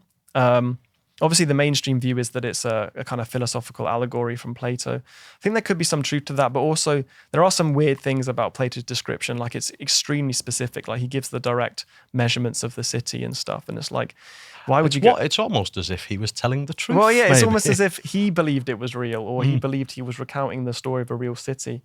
But yeah, I think it is best viewed as another one of these flood myths that we find all over the globe. And now, obviously, floods are something that happens. So I don't think it's, a smoking gun bit of proof that so many cultures have flood myths, because, many cultures, I'm sure, experienced floods that could have wiped them out. And myths are the kind of cultural memory of dramatic events. So it's not like a massive sign that because so many cultures have flood myths, there was a global flood. But it's an interesting point when you combine it with Atlantis, because the date Plato gives for Atlantis' destruction coincides eerily with the Younger Dryas period and eerily with the rising sea levels of that period. So, it's a fun connection to make. I don't delve too deep into it because I don't think there's any hard evidence of an Atlantis place existing. But that doesn't mean it doesn't exist. I just try and keep things based on something I can actually show evidence for. So it's a fun experiment to think about. No, it's a good approach as well from your perspective.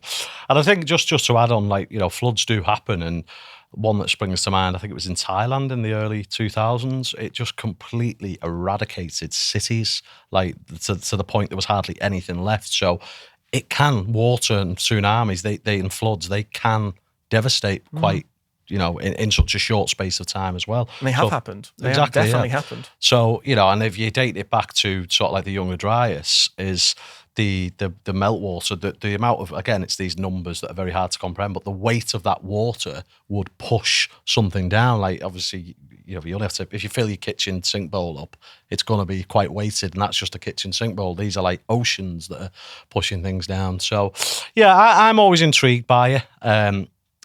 But it is, for some reason, it's quite a polarizing subject, isn't it? And I don't know why. It's just a cities. Classic ancient lost civilization conspiracy, isn't it? Atlantis, it's the famous one, and it's so popularized by media that it's almost a buzzword for cranky conspiracy person. But yeah, but I mean, my sort of take is something has to have started from. This is why, and I think Graham touches on this as well, is we sometimes have to take some elements of truth from these stories. I mean, I don't know. Are you religious in any capacity? Sort of spiritual. Yeah, that's so. I mean, I'd consider myself agnostic. I don't say full-blown atheist because I get grief for that. But I say agnostic because I don't know, you don't know, they don't know. We've got ideas, but no one really knows. So yeah, but a lot of the stories that we hear in religious texts, they must have come from somewhere and potentially been exaggerated or misinterpreted. If you had I don't think we can call it that now, but there was a game where. I think the name's changed now, where I tell a story, whisper it in your ear and pass it on, but I don't know if it's... I know what you mean. You know the game. But yeah, is that so... controversial? I don't know, and I'm not even chancing it. We've already got a lot of backlash off Randall. So the point I'm getting to is someone will tell a story, and then if you pass it down the line, and I tell Michael tells Jacob tells whoever, eventually after you've got to, say, the 100th person, there's going to be some truth in the original story, but it's changed. That's providing everyone along the line doesn't try and, let's change it completely. Let's say they try and relay the story as it was originally intended. It's going to have changed by the time it's got to the end line. So I interpret that in terms of religious text. And then also with Atlantis as well is something, but there you go. Your line of whispers there is sold on to Plato, and whoever Solon got it from, and so on and so forth. So I do think we do have to take it with a pinch of salt, but take some truth in what were these stories originally. And there's definitely truth in myth.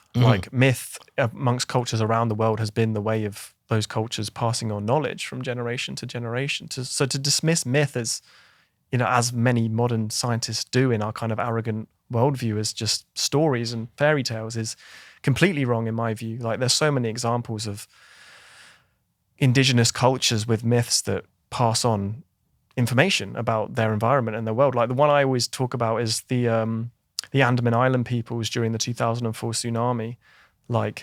They had this myth that when the water recedes, get to high land because the great wave is coming. And so when the tsunami hit, and obviously Western, modern countries were decimated by it, they went to these Andaman Islands, and they thought, these islands are basically at sea level. They thought, these people they're gone. They must all be dead. But they all survived because they had this myth in their culture that when the water goes out, you get to high ground, because they had passed down this knowledge from whenever the last tsunami had been. And I think that's just so incredible that in our Western arrogance with all our modern technology and tsunami, monitoring systems and all that stuff, even we were taken aback more than these people who just relied on ancient myth, because ancient myth had kept this scientific knowledge alive. And there's so many other things, like Aboriginal people talking about comet impacts, and there's just so much knowledge in those things. Like there's entire cultures from history where all they had was oral knowledge, and that's how they passed down their information. So to dismiss it as nothing is a very flawed way of looking at it. No, definitely. And for all the science and tech that we've come to now, and infrastructure, good luck with that when Mother Nature decides well, she wants I think that's a big flaw with our civilization, is we've just put so much data and our knowledge is just digital.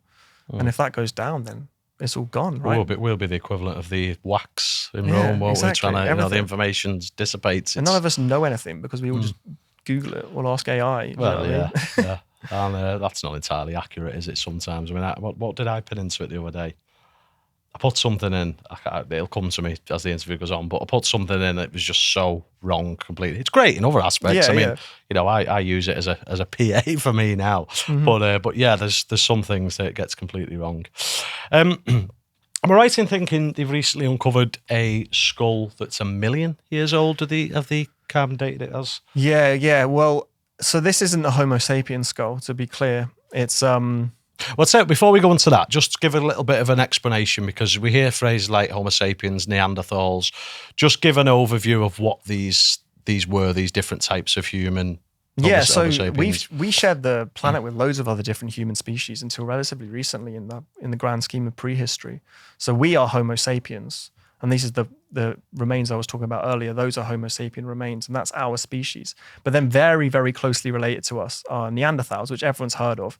And everyone assumes that Neanderthals are stupid because that's kind of the taboo, isn't it? That's the taboo that's been given, but there's been so much evidence in recent years that Neanderthals aren't stupid, and they were displaying the same level as intelligence as us until they were wiped out potentially by us around 45,000 years ago. But it's not just Neanderthals. There's the Denisovans that kind of lived in Eurasia and Southern Asia, also very similar to us. And then you had the ones that arguably came before us. So that's species like Homo erectus and Homo heidelbergensis. And then you have weird species, human species like Homo floresiensis, which are like the hobbit species, which they found on the Indonesian island of Flores. And they were very small humans, but they made sophisticated stone tools. And then you have Homo naledi, which they found buried their dead and clearly had some kind of form of symbolic thinking. So the human landscape in prehistory was all these different type of human species that all look slightly different to each other, but all also displayed, in my view, quite obvious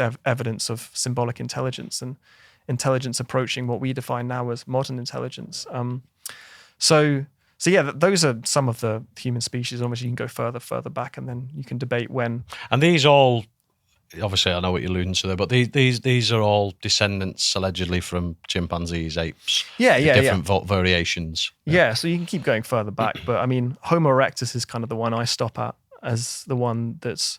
So Homo erectus had a smaller brain than us. But then when you get to Neanderthals and Denisovans, they had the same size brain as us, or slightly bigger than us. And that's where this skull is interesting, because until this skull was discovered, this skull was discovered in the 90s, but they recently scanned it a few months ago, and they discovered that this skull was actually a member of, or most likely to be a member of Homo longi, which is effectively Denisovan species, which is a kind of a cousin species to us, like a sister species, meaning that we diverged before this split happened. So there was an ancestor, and then it split into us, split into us, Denisovans, and Neanderthals. So we're kind of like a three-way cousin sister species lineage. So what this means is if Denisovan existed 1 million years ago, that we existed too. Well, not necessarily in the exact same form as us, but we existed as a distinct lineage, and that large-brained humans with the same size brain as us, existed 1 million years ago, because they reconstructed this skull using CT scanning, and they can see the brain case, and they can see that it has very modern features, and they can see that it's the same size, give or take, as us today. And this is 1 million years ago. So this is pretty crazy that human beings with a modern sized brain. Where was this uncovered? This is uncovered in China. Okay. So it's a Chinese team, but also working with Chris Stringer, who's a very respected paleoanthropologist from the Natural History Museum in London. And he's actually quoted as saying that this suggests that there are likely to be Homo sapiens fossils somewhere on the planet 1 million years ago. We just haven't found them yet.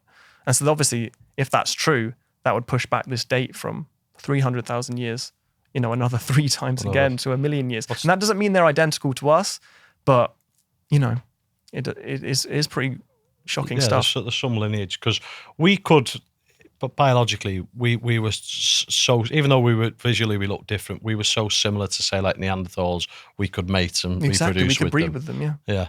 So I think it's fascinating, and again, it's you're in that world of time and trying to wrap your head around like 1 million years. It's incomprehensible, isn't it? The amount of time there, and again, going back to what we said at the start of the conversation, this whole, now the timeline's gone right over here, but like what's going on between all that with all the variables? I know you're evidence-based, Michael, but what's your kind of, surely you talk about this a lot, you must have hypothesized and theoried before, maybe even had discussions off camera with people. What do you think do you think civilization similar to ours has existed previously? Or is there just not enough evidence to say for certain? Well, obviously nothing's for certain, but what's your view? I want to get into the mind of Michael Button now. I don't know if anything has existed quite on the level that we've achieved now. Because, we're doing some crazy stuff right now. We're like a global civilization, 8 billion people sending rockets to space, stuff like that. I think it's probably unlikely that, I'm not saying it's impossible, but I think it's unlikely that something quite on that level has existed before. You never know, but I think it's probably improbable. But I think that the idea that some kind of small level of quote unquote civilization or very sophisticated human culture could easily have emerged at any point during this, last 1 million years or whatever it's been since large-brained humans have been on the planet. Like, it's such a staggeringly long length of time. And we see from the tiny glimpses we have this incredible sophistication. We see that intelligence did exist much longer ago than we thought. Why not? It's clearly the preservation has just wiped out everything from the deep past. And we have so little, like, we only have 9 Homo sapiens sites from earlier than 100,000 years ago. It's just not an acceptable sample size to draw any conclusions. Like, if you had, in any other field, if you only had 9 samples to cover a period of 200,000 years, you'd be laughed out the room if you tried to make any definitive conclusions. But in archaeology, we make this conclusion that humans lived as hunter-gatherers because we have some stone tools that potentially show that. But stone is just the only thing that can survive that length of time. So my view on it is that we basically have nothing left. But I know that humans are incredibly intelligent because of what we've done. And I know that we can do incredible things in quite a short period of time because of what we've done recently. So why not, given the amount of time we've had, the sheer immense scale of time we've had, and the intelligence of humans, why couldn't have quite a lot of sophisticated things happened for quite a long time as well? They could have lasted for thousands of years, longer than most modern empires, and then collapsed, and then been erased by geology, by erosion, by flooding, by sea level rise, by volcanic eruptions, by comet impacts, by just the recycling nature of the earth. Why couldn't that have happened multiple times over the last 1 million years and we just don't see it anymore? I definitely, I completely subscribe to that. There's too many things that we do have factual evidence on. We do know that materials don't last. That's a given. That's been scientifically proven. We also know that cataclysms have impacted us historically. The dinosaurs is obviously the key one, and that was eons ago. So in terms of, the Taurine meteor stream, I'm sure you're familiar with that. We spoke about this at length with George Howard, actually, and briefly with Randall. This is something that we go through twice a year. And as it stands for the past couple of 100 years, we've got incredibly lucky that nothing, the ozone layer has been able to break the comets down. So the fact that we've been going through this 2 times a year for years, of course there's been some impacts, and that ties into your younger Dryas hypothesis. So I think based on that, and like you just said, how adaptable, how intelligent human species are, it would just, I actually think it's very foolish to say that wasn't the case, that there were pockets of civilized, like you said, defined civilization. We're only defining what we know, what we it's hard to comprehend something that isn't there for us. Like I used the analogy with the internet. Back in the 70s, you couldn't comprehend what the internet was. So we're only able to comprehend what we're told civilization is.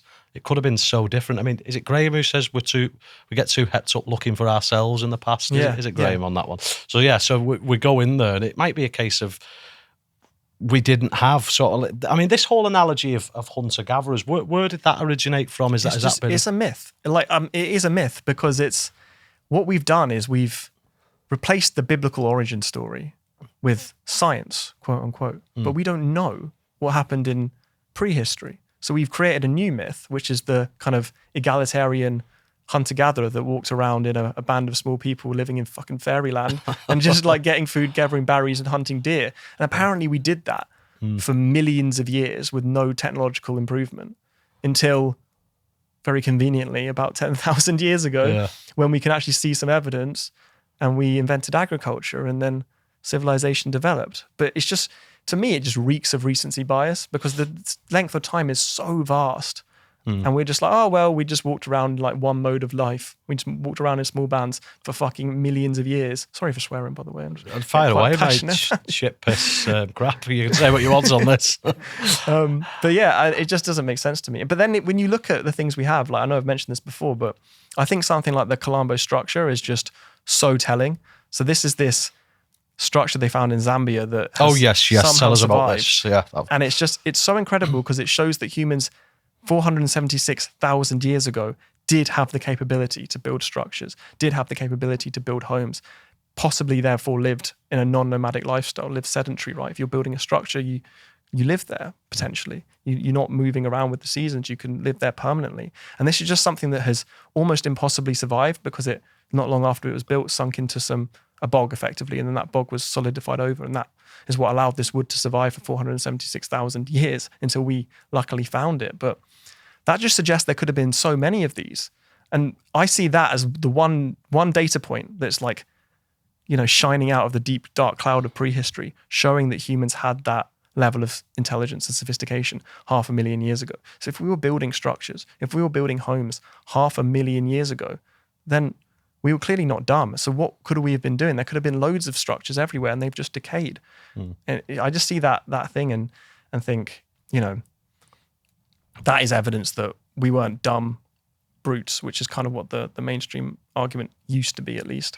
Yeah, I mean, who was it? So I'm sure you're familiar with someone like Bear Grylls, but it wasn't him. It was, so his old idea of humans surviving if he was on a stranded island, and I can't remember, I'm paraphrasing here, it's only because it's come to my head now, is the fact that humans would be able to adapt. If you was on a deserted island with no tools or anything, you still got access to, whatever wildlife inhabits there, you would be able to survive. Like, the human instincts within you you'd find a way. You'd learn how to fish, you'd learn how to hunt, and gather, fully enough. But you'd learn how to adapt to the point you'd be able to keep yourself, keep in survival mode. And that ties into what we're saying, like, this will segue nicely into the Amazon stuff, because we touched on that there's tribes out there that still live in this sort of hunter-gatherer ecosystem, let's say, and that they're doing that now in 2026. It's just we have invented enough technology and infrastructure that we've adapted to what's the norm there. I mean, the human body in itself is fascinating. I mean, I've done Kilimanjaro a couple of years back, and you're obviously at a high level of altitude there, and the porters who you do it with, they're like machines. Like, once you go in, have you ever experienced altitude? No, not properly. So it's everything's in slow motion because you get exhausted tying your shoes. It's just really exhausting task. But these porters, these guides who do it pretty much week in, week out, they're fully acclimatized to it. So they're like doing cartwheels, jumping around. I'm out of breath and I consider myself quite a fit guy. I'm out of breath just walking to the portaloo from the tent in the morning. Just feel so insignificant with these much smaller guys running around doing cartwheels. But I suppose the point I'm getting to with that is that's just on a biological front. The human body can adapt so well to its surroundings, both external, internal, in terms of how the intelligence that you touched on before. We know how to survive on a desert island. We know how deserted island. Sorry, we know how to acclimatize when we go at altitude. Then you translate into sport and athletes. The humans are not really designed to swim, but go tell Michael Phelps that.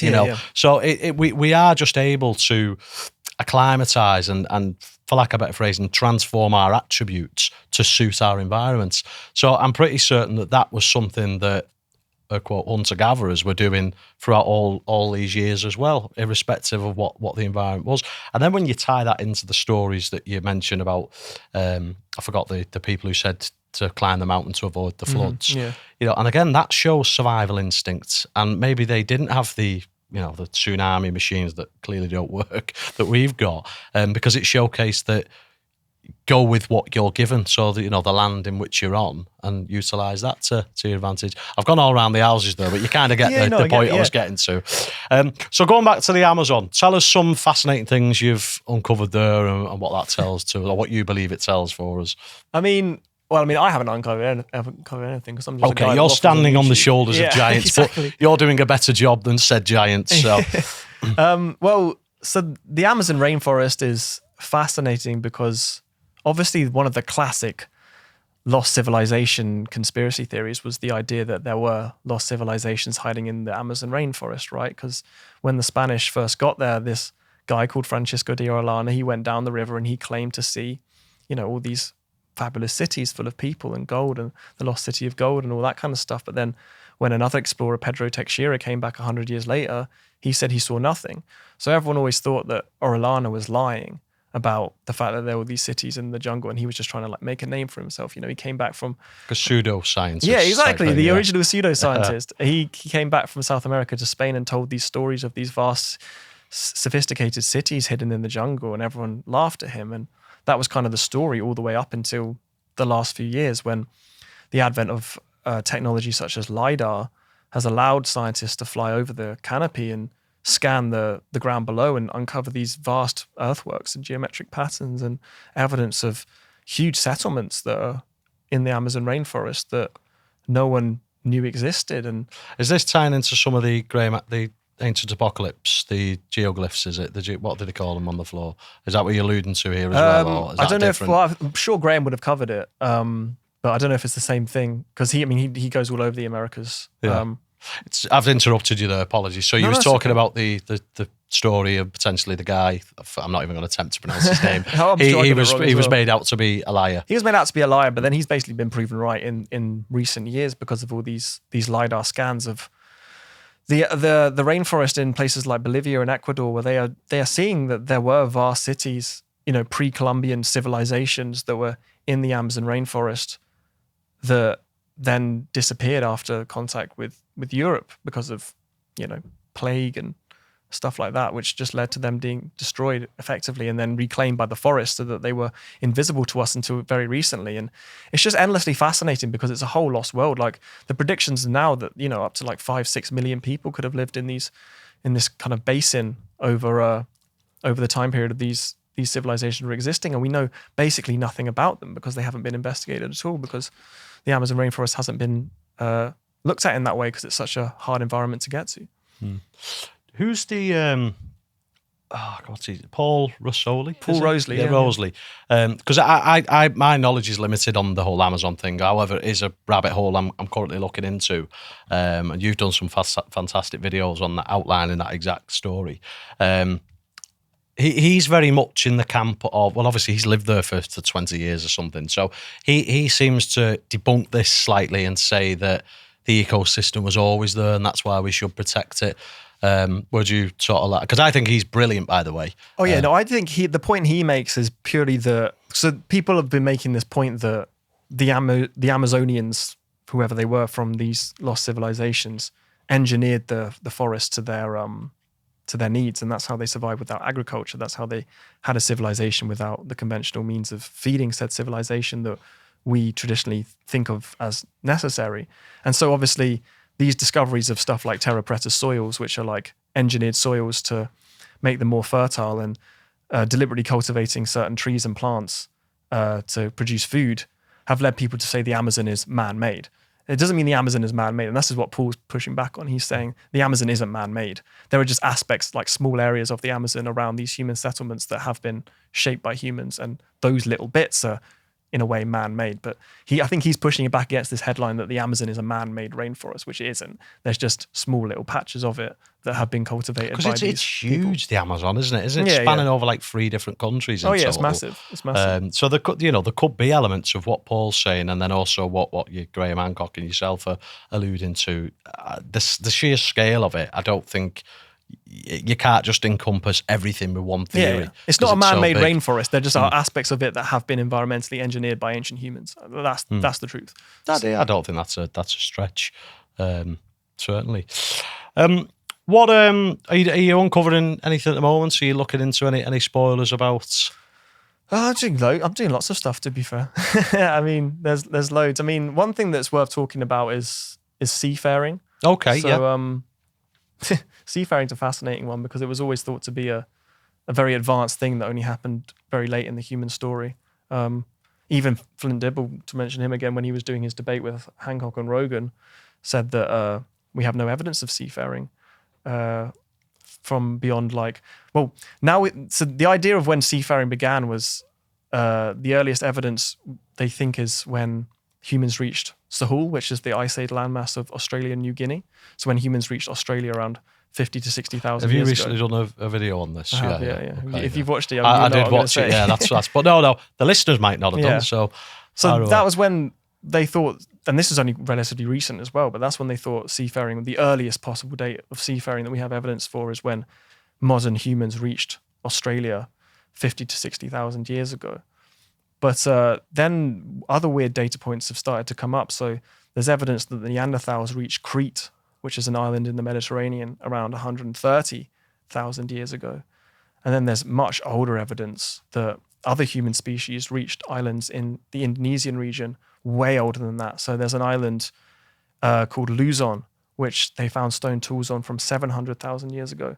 There's an island called Flores, which later produced the Hobbit humans, Homo floresiensis, from around 1 million years ago. And then just last summer, they produced a paper published in Nature that said that they found stone tools on the island of Sulawesi in Indonesia from up to 1.4 million years ago. And the reason these 3 islands, Luzon 700k years ago, Flores 1 million, Sulawesi 1.4 million, are so important is because they sit east of a biogeographic boundary called the Wallace Line, which means that they have always been islands for like the last 10, 20 million years. They've always been separated from the mainland by deep ocean channels, up to 100 kilometers. So to reach them, you have to go across the water. So someone reached these islands and went across the water. Now, the theory is when we just had Luzon was that it was an accidental drift, right? That somehow someone got washed out to sea, survived under the tropical sun, and reached the island and colonized it and survived successfully. And it's like, okay, it seems a bit unlikely, but in one case, maybe. But then when they discovered Flores, it's like 2 cases. This is getting a bit weird, both in the same region. And then when they discovered Sulawesi, it's like, okay, 3 cases of, because you need a group of around 160 to 200 breeding age individuals to survive. To say that this is an accident, to say that 160 breeding age people were all washed out to sea at the same time, survived the storm and the tropical sun with no water, all washed up on this island, and then formed a colony, is a bit of a stretch for that to happen once. To say that happened 3 times, I think is a massive assumption. I think it's just completely illogical. And I think it's way more likely that these humans had the intelligence to build simple boats and to seafare. And this is such a shake-up because if humans did have this capability up to 1.4 million years ago, then that just shatters every model of intelligence we ever had. Because if humans were intelligent, because to do seafaring, you need to be pretty smart. You need to be planning ahead. You need to know how to construct a boat. You need to be able to navigate. You need to have the imagination to, dream about what's sitting across the horizon.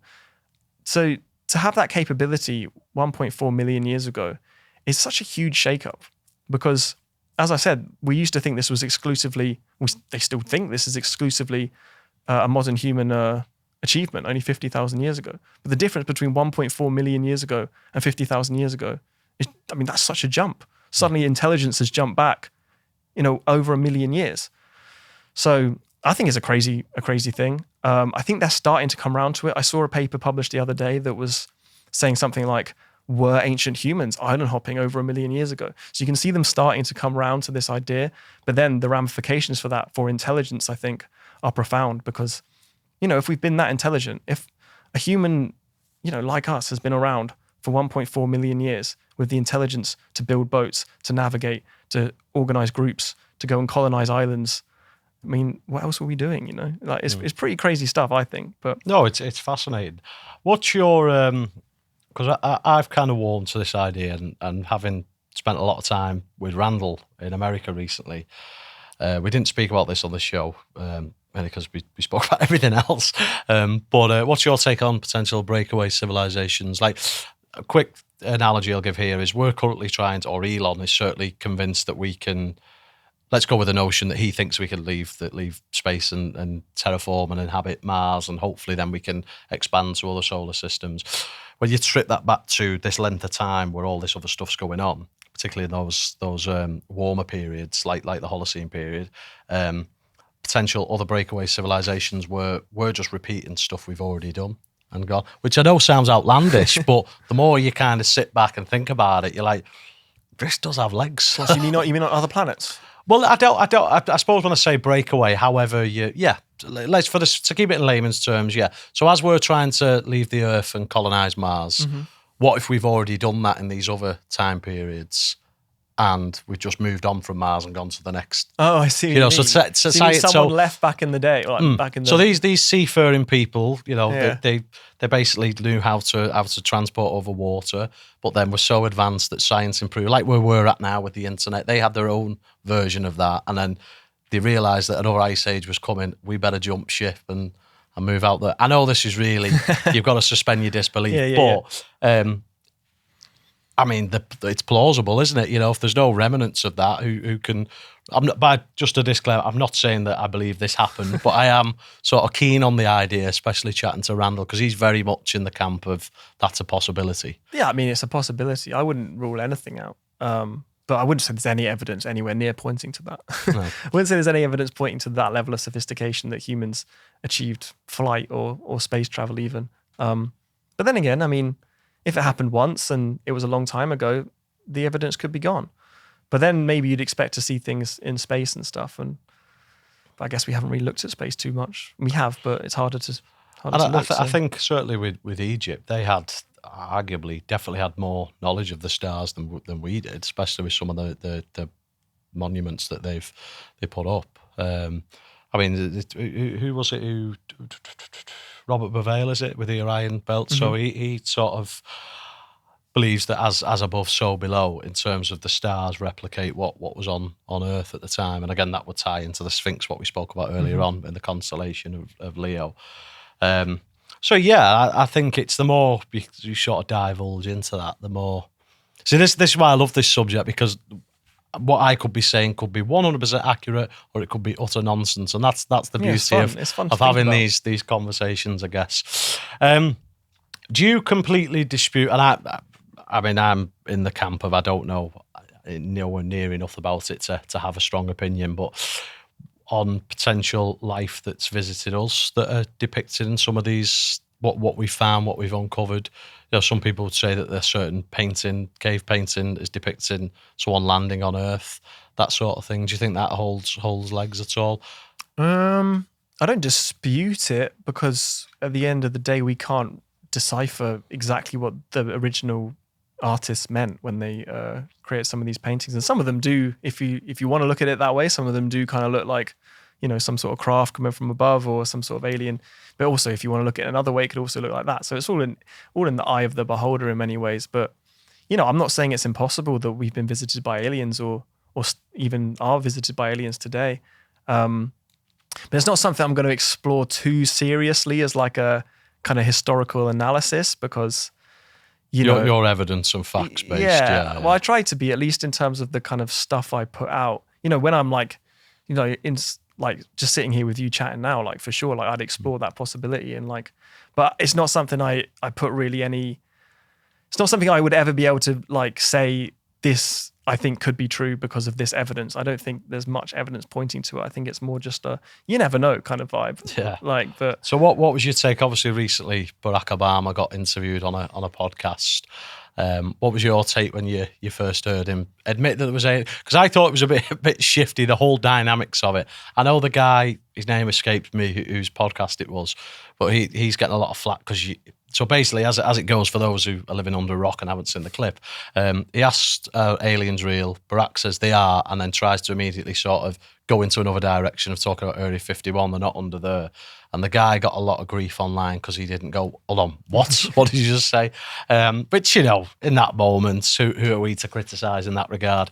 I've never interviewed a former president, so I've not got any skin in that game. But what did you first think when you heard that and the potential aftermath now with Trump allegedly revealing files that come out? I know this isn't your area of expertise, but I'd love to get your opinion. I love it. I'm into the aliens, but obviously it's like Obama.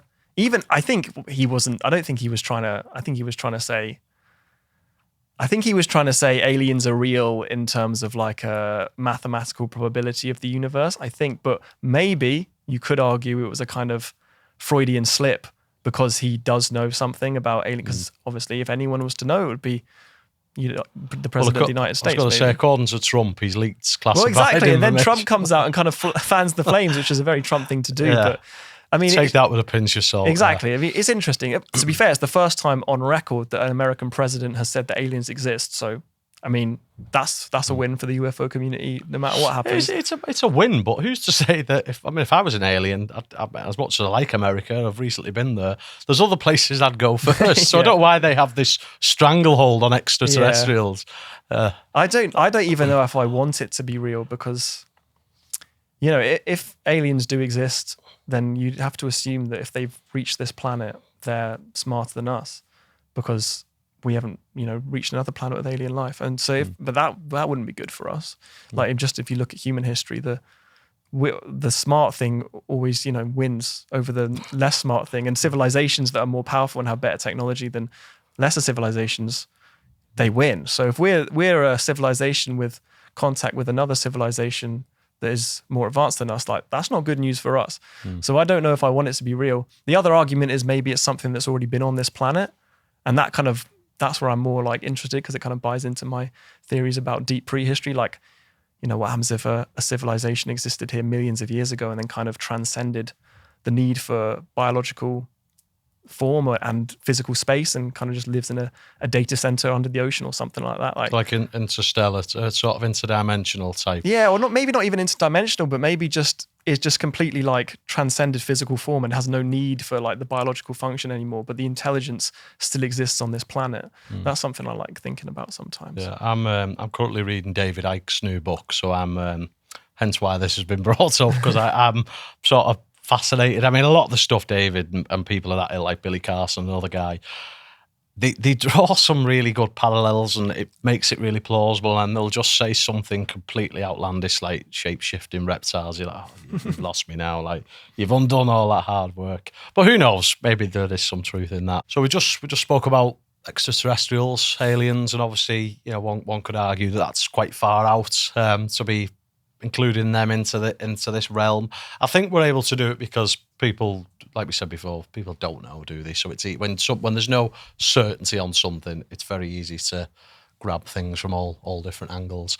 But let's strip it back to stuff that we do know. Are there any? So I'll tell you what. Actually, you mentioned that you was a history student. What was there any specific thing or series of things that really made you think, this doesn't add up right entirely? Loads. Okay. Loads of things.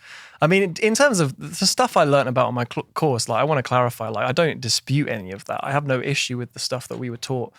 And I have great respect for my professors and the people I went to university with. It's more the idea that we know all the answers about, and not even so much about the early civilizations. Like, I think we do know quite a lot about ancient Sumer and ancient Egypt. Like, even if there are many questions about ancient Egypt for sure, at the same time, ancient Egypt was clearly a very sophisticated civilization in what we know about it that actually existed. Like, the ancient Egyptians were a very impressive people, and nothing should be taken away from their achievements. It's more the idea that perhaps it goes much further back in time than we've traditionally thought, and that it's connected to older civilizations that stretch back to Göbeklitepe and to Tashtapela and further back than that, because as Graham says, stuff keeps getting older and we keep finding sophistication and complex human achievement much further back in time than we traditionally thought.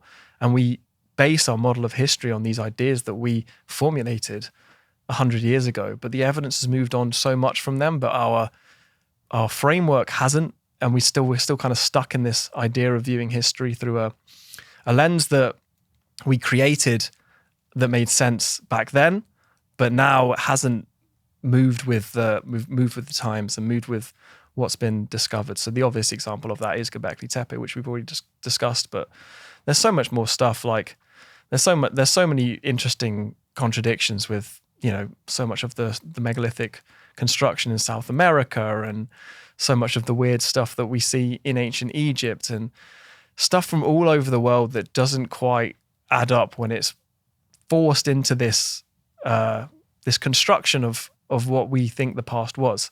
And that's kind of where I started thinking about these things. And then I just started, you know, really exploring prehistory and realizing how vast prehistory was and realizing how little we know about prehistory. And that's kind of where I came from when getting into these ideas. And this is the thing, like, it's just become the mainstream do the same thing that everyone else does, is they try and fill the gaps with answers. But we need to be humble enough to know that the gaps are there because we don't know. And so like aliens, for example, that's just another thing to plug the gap with, because we just create these myths. And I'm not saying any of these things, well, they are myths. They're myths that we... myth until evidence, until exactly. proven. You know. So everyone just is on a different point in the spectrum where they put a different placeholder into the gap of the unknown. So the mainstream placeholder would be like, oh, well, they didn't achieve anything except for exactly what we see and we have proven evidence for. That's all that could have ever happened. And then you go to the other end of the spectrum, which is we can't explain it, so it must have been aliens. Like, and I fall somewhere in between, but everyone's just plugging the gap, because I think it's just difficult for us to say we don't know, because I don't know, we like to think we have everything worked out in our modern world, but we really don't. Yeah, I often, so I had a Scientologist or a former Scientologist, I should say, on the show. And obviously Scientology gets the rap of it being very cult-like in that regard. So I sort of look at some of, not all archaeology, but certainly the ones who I've seen, and I've invited many on the show and I always get turned down. It's interesting now you can get someone like Graham Hancock, who's a celebrity in his own right, to come and do an interview like this, but get someone who's a bit lower down the food chain, shall we say, and it's a flat out, no, I'm not coming on. And I don't know why, because I wouldn't debate. I'd challenge where appropriate, but I wouldn't debate people. It's not my area of expertise. The crux of this conversation is to educate and challenge where necessary and question. And the fact that they're not willing to have a conversation with someone like me, who's very soft tone in that regard, really shows the hand. But where I was going with the Scientology and the cult aspect, it is almost very cult-like, in the same way some religions or some religion cultures can be, in a sense of it's them versus us. Politics is probably a more westernized version. It's left versus right, and it's very much, I think it boils down to people like to be a part of something, don't they? They want to be a part of a team. And in order to be a part of the team, you've got to abide by the team rules. And I think archaeology, this is the narrative, these are the rules, and this is our team, and we're backing that. And I don't care how much evidence or how many things you uncover, like Göbekli Tepe. No, that only answers a certain thing. We're looking over here. It is very much, and it is frustrating, because where's the conversation? Where's, we're in a position now where you strike me as someone who's very open-minded like I am. Have the conversation, chat with people. If you've got a very different opinion to what I put forward, great. I want to hear about it. Why is that? It doesn't have to turn into an argument or a slanging match. Just have a discussion. It's like, going back to the alien thing, is if someone said to me, aliens built the pyramids, okay, I don't believe that, but please articulate what's your evidence, what's your hypothesis, where do you want to go with that? And if they can we talked about Christopher Dunn earlier on with the power plant. Whenever he starts talking about that, I'm fascinated. I don't know if I fully subscribe to it, but I'm fascinated in how he articulates and tells it, to the point I wouldn't rule it out completely.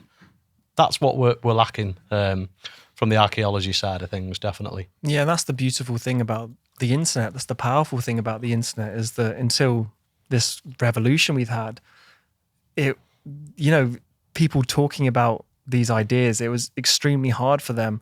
So like someone like myself, if I'd come 30 years earlier, then I wouldn't have been able to, because I wouldn't have made it through the kind of academic institutions with these ideas, because, I'd have been laughed out the room. I wouldn't have got funding to do a PhD in this kind of stuff, because it doesn't match the consensus. And it means that, archaeology becomes a self-fulfilling cycle, because if you don't prescribe to very close to the orthodox narrative, then you're not going to get the funding you need to investigate these things, and then you're not going to progress in your career until the internet came around. So someone like myself left academia because I didn't quite agree with the perspective it had on our ancient past, and I was able to create a YouTube channel, talk about my ideas, and people watched, and it snowballs from there. But before then, I wouldn't have been able to do that. It would either be go through the academic institutions and kind of become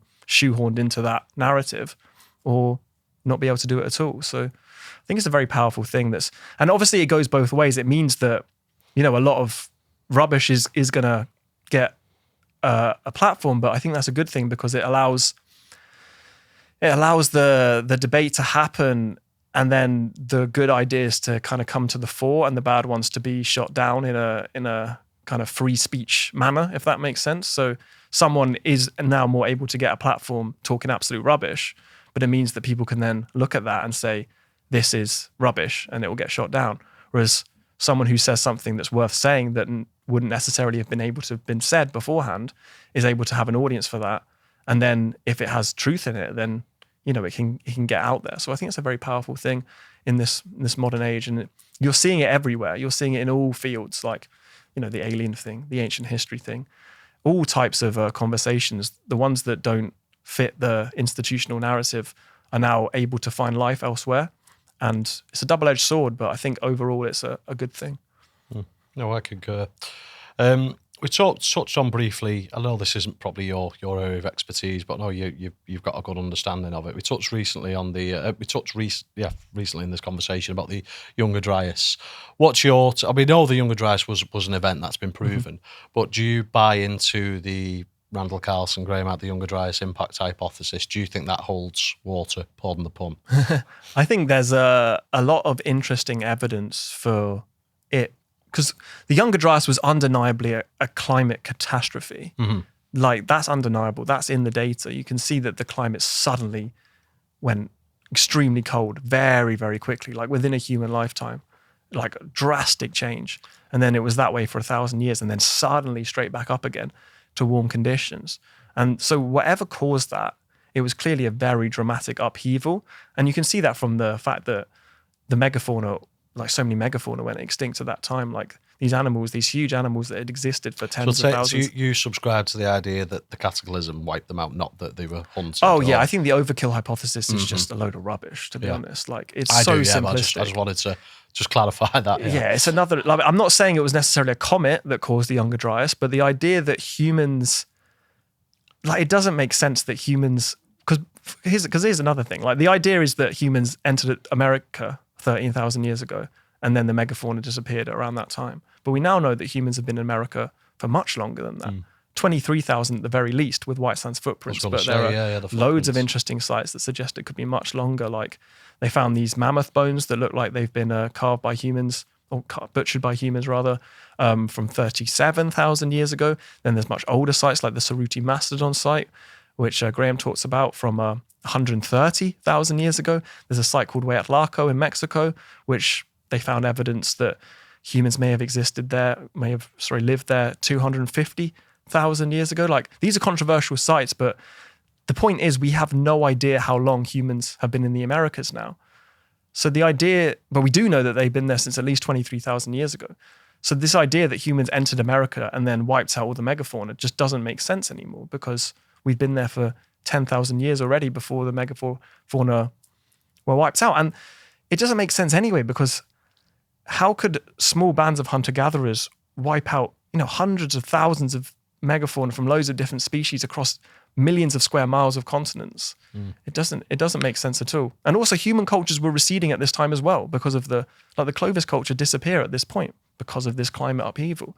So we're supposed to believe that a human population that was in regression somehow were so unbelievably efficient at hunting Ice Age animals that they made them all go extinct at this time. At the time, some of they was becoming extinct. Yeah, exactly. That's just so happened to coincide with this incredible climate upheaval. So yeah, I think the overkill hypothesis is another example of a massively oversimplistic explanation put onto prehistory to cover up for our lack of understanding. But yeah, on the comet impact kind of argument, I think there's decent evidence for it. I wouldn't say it's proven. I mean, I think 2 of the papers that just came out just got retracted last year. So, you know, it's kind of in upheaval, that whole idea, but it's a very interesting one. And I really hope they keep going with it, because there is a lot of weird things that do kind of seem to line up with some kind of cosmic impact. But to me, it's less important what caused the Younger Dryas. It's more important how obviously cataclysmic it was and the impacts that clearly would have had on human culture at the time. And maybe there was quite sophisticated, we know there was quite sophisticated human culture at the time. Tashtapela, for example, which is just afterwards. So yeah, it could have easily wiped out human culture. Whatever caused it, it was clearly, you know, devastating enough to have serious effects on all life on the planet, including us. And I think, like you mentioned, the Earth seemingly resets itself. It would be good to have more funding and understanding of this particular anomaly, simply because it could happen again. And, you know, it will happen again. Yeah, quite right. And we want to be prepared for that. I mean, Rogan's the goat of podcasting. And I've also got a huge level of respect for people like Brian Cox, Neil deGrasse Tyson, who both have appeared on Joe's show numerous times. Joe's a massive fan of this subject, and this is one critique I have of Joe. He never asks people of that ilk that question. So how I've just asked you, because I'd love to know, if I ever got the opportunity to get a Brian Cox or Neil deGrasse Tyson on the show, you bet your bottom dollar I'm asking them that question. That's something I've got from the States. Yeah, but you can guarantee that I am asking them that question. Not to push back a child. They know far more about astrophysics than I do, but I want to hear it from the experts. But no one ever asked them. And why Joe never asked them, given the fact that there's that cross-pollination there of he's a huge advocate for Randall and Graham, as well as Brian Cox and Neil deGrasse Tyson, or has that been presented, not necessarily to those two, but has that been presented to, because I couldn't find anything when I've looked into it. No, I mean, I feel like someone like Randall, who's been looking into this stuff for like his whole life, is going to know more than, so those two are both physicists, right? But I don't think that means they're going to know anything about the kind of well, they could add substance to it, couldn't they, from their perspective? Yeah. But I mean, there is, you know, interesting evidence that suggests it could be a comet impact. It's just not proven. Because they were both very vocal on the Three-Eye Atlas. Was that the name of the comet that went past? They were both very, very vocal. Brian Cox was following his X accounts while he was commentating on it. So he is vocal on that sort of thing. So obviously that was that a comet? Was it an asteroid? I wasn't keeping close tabs on it in that regard. But so he does commentate on these sort of things. So you'd have thought somewhere amongst all that, the Younger Dryas would have been, or certainly the Younger Dryas impact hypothesis would have been presented to. And as I say, this is not me ragging. I think Professor Brian Cox, Neil deGrasse Tyson, they're brilliant, and whenever they're on a podcast, I'm tuning in. But it's just frustrating as a fan, let's say, that it doesn't get presented to people and other science as well. There's not just those two. I'm fanboying there with Brian and Neil. But yeah, I think you was alluding to, Randall studied this entire life, and I mean, Randall on this particular subject, he is just a genius. The way he presents and articulates it, and I think you said about Joe, he's exactly the same person off camera as he is. I'm sure you'll eventually meet and interact with Randall on this journey you're on, and that'd be interesting to see your content you put out after chatting with him. But yeah, it's just. I like hearing people who we consider experts in certain fields to have an opinion on things, rather than, as you say, the people on X who, you know, they don't really know what they're talking about, do they? So yeah, I mean, what do you think? There's any discoveries that were on the cusp of identifying, or is there anything that you think potentially could be another Göbeklitepe that could throw a big old monkey wrench, aside from the potential structures under Giza? Well, I mean, there's the Hawara Labyrinth that people are getting very excited about. So that's something that Ben Van Kerkwick's done a lot of work on. So this is the pyramid at Hawara, which is in Egypt, but not at Giza, further south in the country. There's this pyramid, and below it there's always been legends, not legends, but writings from ancient writers, classical writers, Greek, Roman writers, all talking about a lost labyrinth of ancient Egypt. But it was always kind of thought to be gone, like not necessarily that it never existed, but that it didn't exist anymore. And British Egyptologists went there in the kind of Victorian times, people like Flinders Petrie, and he thought he found the foundations of it, but that was all that existed. But in 2008, they independent researcher called Louis de Cordier went to Hawara in something called the Matterhorn expedition, and he used satellite scans to scan below the bedrock, and he came back with these these scan results that showed geometric patterns that showed that the labyrinth could still exist. And then another group with someone called Tim Akers, who's now passed, used a similar technology, and they came back with even more detailed results that showed that this labyrinth could still exist beneath Hawara, which is a very exciting thing because, when Herodotus, the Greek historian from classical times, wrote about this labyrinth, he said it surpassed the pyramids even in grandeur. So it was an achievement that was even greater than the pyramids. And the fact that this could still exist and still be preserved under the sand is an extremely exciting thing, especially considering the fact that I think it was Pliny the Elder, I believe, I might not be right on that, but he wrote that it was constructed before the times of the first pharaohs. So obviously that's a bit of a weird thing if someone's creating something greater than the pyramids before the time of dynastic Egypt. That's a bit of a inconsistency with the groundbreaking. Exactly. So I mean, that's something that's very exciting. I know that people are talking about scanning it. I think there's quite a lot of difficulties with actually excavating it, but something that gets a lot of people excited is that the Tim Akers scan showed a long tic-tac shaped object that came back with a kind of metallic signature, or a signature that looks metallic but they can't quite explain. So obviously that rings off all the UFO bells. A tic-tac shaped metallic object buried in the ground from pre-dynastic Egypt is an extraordinary claim that if someone did manage to go down there, I think at the very least it could massively expand our understanding of ancient Egyptian engineering and their culture, and at the very most could completely reshape our understanding of ancient civilizations, and at the very, very most, be some sort of alien craft that existed in an ancient archaeological site. And then people obviously make the connection to Bob Lazar, who said that they found UFOs in archaeological sites. So that's something that's really exciting. I don't know if it's actually going to happen, but I'd love to see someone. So they have all these problems because it's all flooded and stuff because of an irrigation channel that was built in Victorian times. But if they can somehow get the funding to get down into that labyrinth, I think there'll be a lot of extremely interesting history down there at the very least, and at the very most something quite groundbreaking. It is frustrating that, see, I understand, like, for instance, people like Zahi Hawass, and obviously they're never going to excavate under the pyramids because it is the last remaining ancient wonder of the world. Have I said that right? Yeah, the last ancient wonder of the world. Yeah, I said it right. I'm confusing myself there. So you're never going to be able to get, planning permission to do that. I fully appreciate that. But it would be good if there was like a meet you halfway option, sort of like, can we at least excavate? Because what's beyond the Giza Plateau is it just sort of desert, pretty raw? Cairo one side and then desert. Yeah, the city's right by, isn't it? Yeah, so, even if it was just a case of let's get down enough where we can maybe use some other technology to see if we can identify something, but there's just a constant pushback, isn't there? Well, I think it's just the major excavations would be so...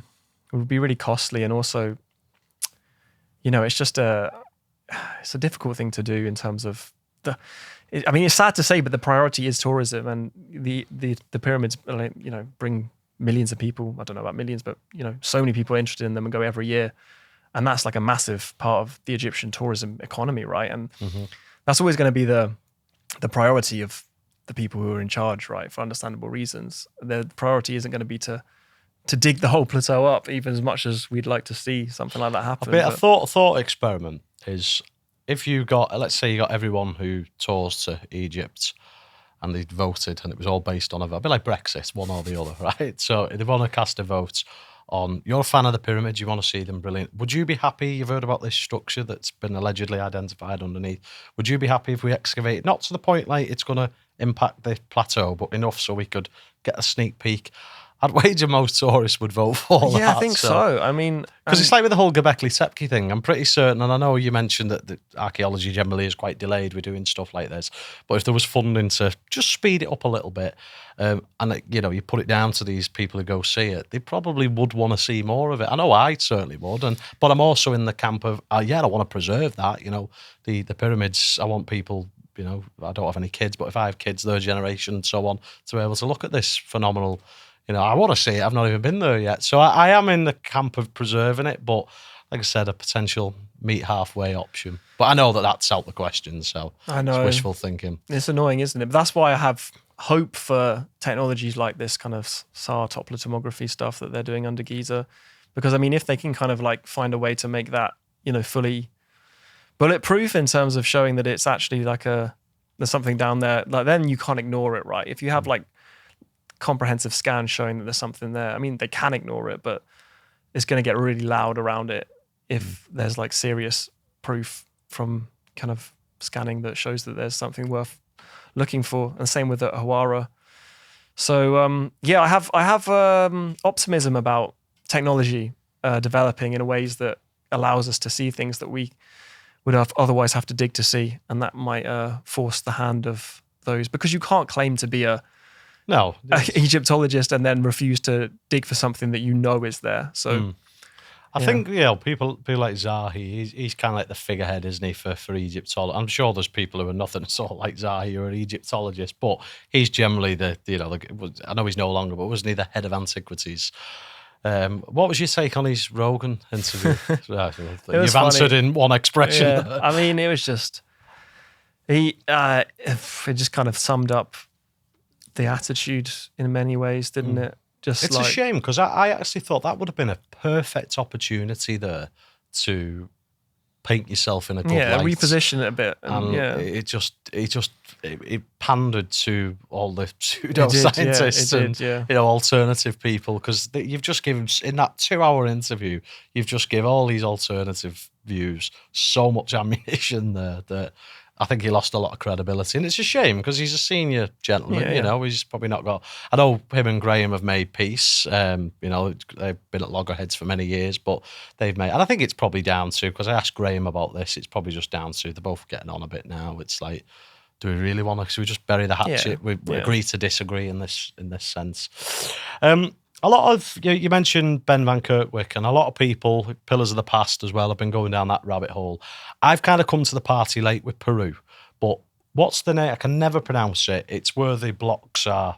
So what's the name? You mean Sachet Woman? That's the one, yeah. Sexy woman. You've got to say sexy woman and then put her. That's all I will ever pronounce it as now. I'm probably butchering it as well, to be honest. But yeah, that fascinates me. Like, they seem to be, because Peru was predominantly known for Machu Picchu, but that's probably one of the, and I'm not undermining it because it's a phenomenal site. I've been to it, but that's probably least interesting once you start uncovering some of the other stuff. Have you been doing any research on Peru as a whole?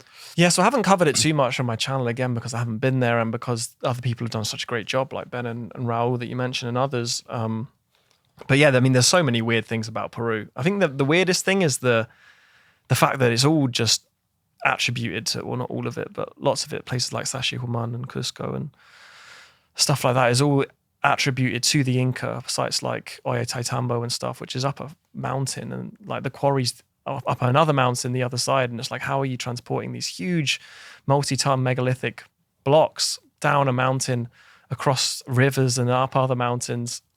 And it just, based on the technology we know, based on the civilization and the technology that archaeology attributes to those civilizations, it doesn't make sense that they could have achieved these building feats, because it's just, because according to archaeology, it's the classic, they only had copper chisels and sledges, right? And stuff like, they didn't have the wheel and stuff like that. Like the kind of idea of these civilizations that is presented just does not match with what we can see. Someone clearly had this technological sophistication. That doesn't mean it was some lost civilization, but it also, the inconsistencies are real and they're there, and it doesn't kind of fit in the mainstream story.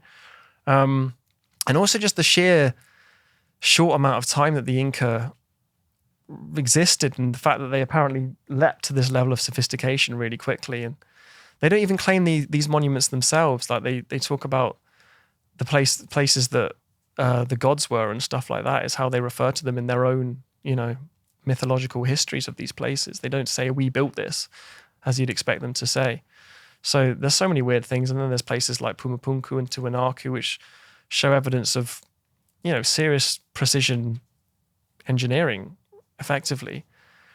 But again, it just doesn't match the known capabilities of these cultures. So there's this great mystery there. And this is the thing with South America, is because we don't have the kind of record we have with Western, quote unquote, civilizations, because, civilizations like the Romans, the Greeks, the Egyptians even, we have some form of record at least, because we have their written scripts. But with South America, we don't have written scripts, and much of the oral memory was lost because obviously so many of them died with the European conquest of these places. So it's a combination of all these factors, which means that our history of South America is so in the dark, and we keep discovering new things. I mean, and now we know that civilization there is just as old as in the old world. Like there's the whole Coral Super civilization, or Norte Chico it's sometimes called, and they have pyramids from 3,000 years old, 3,000 BC, sorry, 5,000 years old, which is older than the conventional date of the pyramids in Egypt. So it's just the whole history of civilization in South America is shrouded in so much mystery. And we don't really know very much about it. We just have the Inca, who were the civilization that existed when Cortez arrived, and the Aztecs. And we say, well, they built most of this stuff, and because the stonework was there, but they could have inherited it. Like, we don't know. So there's so much mystery there. It's endlessly fascinating. It's not something I've explored too much on my channel because there's so many other great people out there, but I hope to do it one day. But if there's a place that you want to find ancient mysteries, it's certainly South America, because it really doesn't add up. Is that the next objective for you now? You're kind of full-time in this YouTube space, the foot on the ground journalism type thing? Yeah, I'd love to go to these places. Because you did one at Stonehenge, which and that's your most viewed as well. Well, there is that aspect, yeah. But no, what I was meaning is it performed pretty well for you, didn't it? So I think that would be good to see Michael Button at Peru, or I'd love Sexy Woman. It's just a lot of money and time to go to these places. But of course I want to, and I want to make videos there, and that is the kind of objective for the channel, to take it to that level. But I mean, I just don't feel. Well, I think you'll get there, mate. If you've come, look how far you've expanded in a year. I know obviously going on Rogan's helped, but Joe's not, he's not stupid. I know he's into this stuff, but he's obviously watched your videos and thought, I want to chat with this guy. He knows his stuff. So if you've managed to progress so much, it's almost like the analogy of the timeline. You progress so much in this little fragment, but you've progressed with your channel so much, then I think give it a year too, you'll be doing that. You'll have the money, if only from YouTube, to do it. I hope so. Before we I'm going to do a few speed questions with you, but before we do that, we've not spoke about Antarctica. There's always a lot of mystique around that, because what's underneath it? Is there more pyramids? Have you ever done any research or anything on that, or is that kind of your grey area? Not really, but I mean, obviously it is a place that's obviously not been archaeologically surveyed at all, really, because it's covered in ice, right? But that doesn't mean, because when we're talking about these timescales of how long humans have been here, maybe someone could have reached that, and then we don't see the evidence of it. But I'm not someone that buys into like the people find like pyramids and stuff there on Google Earth and stuff. Like, I just think that's natural. But you never know. This is kind of my perspective on the whole thing, is nobody knows. So why not? I'm going to take any theory like at least half serious, because I don't think anybody knows the answers when we talk about deep time. So, do you think there should be, because there's quite a lot of funding for space excavations. There's quite a lot of, obviously we've mentioned a few times Elon wanting us to go to Mars, and there's now talks of potential new space race with US and China. So, there's a lot of sort of capital goes towards funding that. Do you think maybe, because I've always thought this, but I want to get your take on it, that we could maybe put more funding into uncovering because there's so much of Earth that we haven't uncovered. I mean, just the Amazon, Antarctica, there's so many places all throughout the planet that we don't know. I mean, Papua New Guinea is another one. I think we've explored hardly any of the landmass there. Whereas if we had the funding, they could obviously do this, which again would tap into new discoveries and uncovering more about our past. Would you subscribe to maybe the priorities in that regards? Wrong. Space is great. I love it. But we've got this lovely planet here that we know so very little about. Yeah. I mean, yeah, space is great. And space is kind of the next frontier in a way. So I kind of understand the importance of, as people like Elon say, the greatest insurance for our species is to make us multi-planetary, right? Because that, insures us against some of these catastrophes happening to our civilization. But yeah, I mean, there's so much on Earth that is underexplored, especially not even on the land. If you think about the ocean, like we know more about the surface of the moon than we do about the surface of the ocean, and who knows what could be hiding down there. So, what's your take on the moon landing? Real. I've always thought it was real because I want to think it's real. So, but you're second guessing as you get older. Well, a lot of people talk about, and the thing is, I see the reasoning behind faking it. So, if there was no reason to fake it, I would think, why would they fake it? But obviously, there was so much incentive for them to fake it for the propaganda victory, if nothing else, of beating the USSR to the moon. So, I don't want to rule out that they faked it for that reason because, it would have made sense to fake it, but I don't want to believe that. I want to believe that we went to the moon. I've always been, I'm more of the 70-30. I'm 70% certain that we did it, but 30, probably the conspiracy theorist side of me buys into a lot of the stuff. Is it Bart Sabrell, who's he's very vocal on it. He's the guy who got punched by Buzz Aldrin. He had hair then as well. So there's someone put a comment, he hit him that hard, his hair came off. Just keeping on the subject of space, I know you're prehistory, but as we've established, things just keep getting older. What's your take on how the universe began? Big question. Big question. I mean, I don't know. Do you subscribe to the Big Bang, or do you think?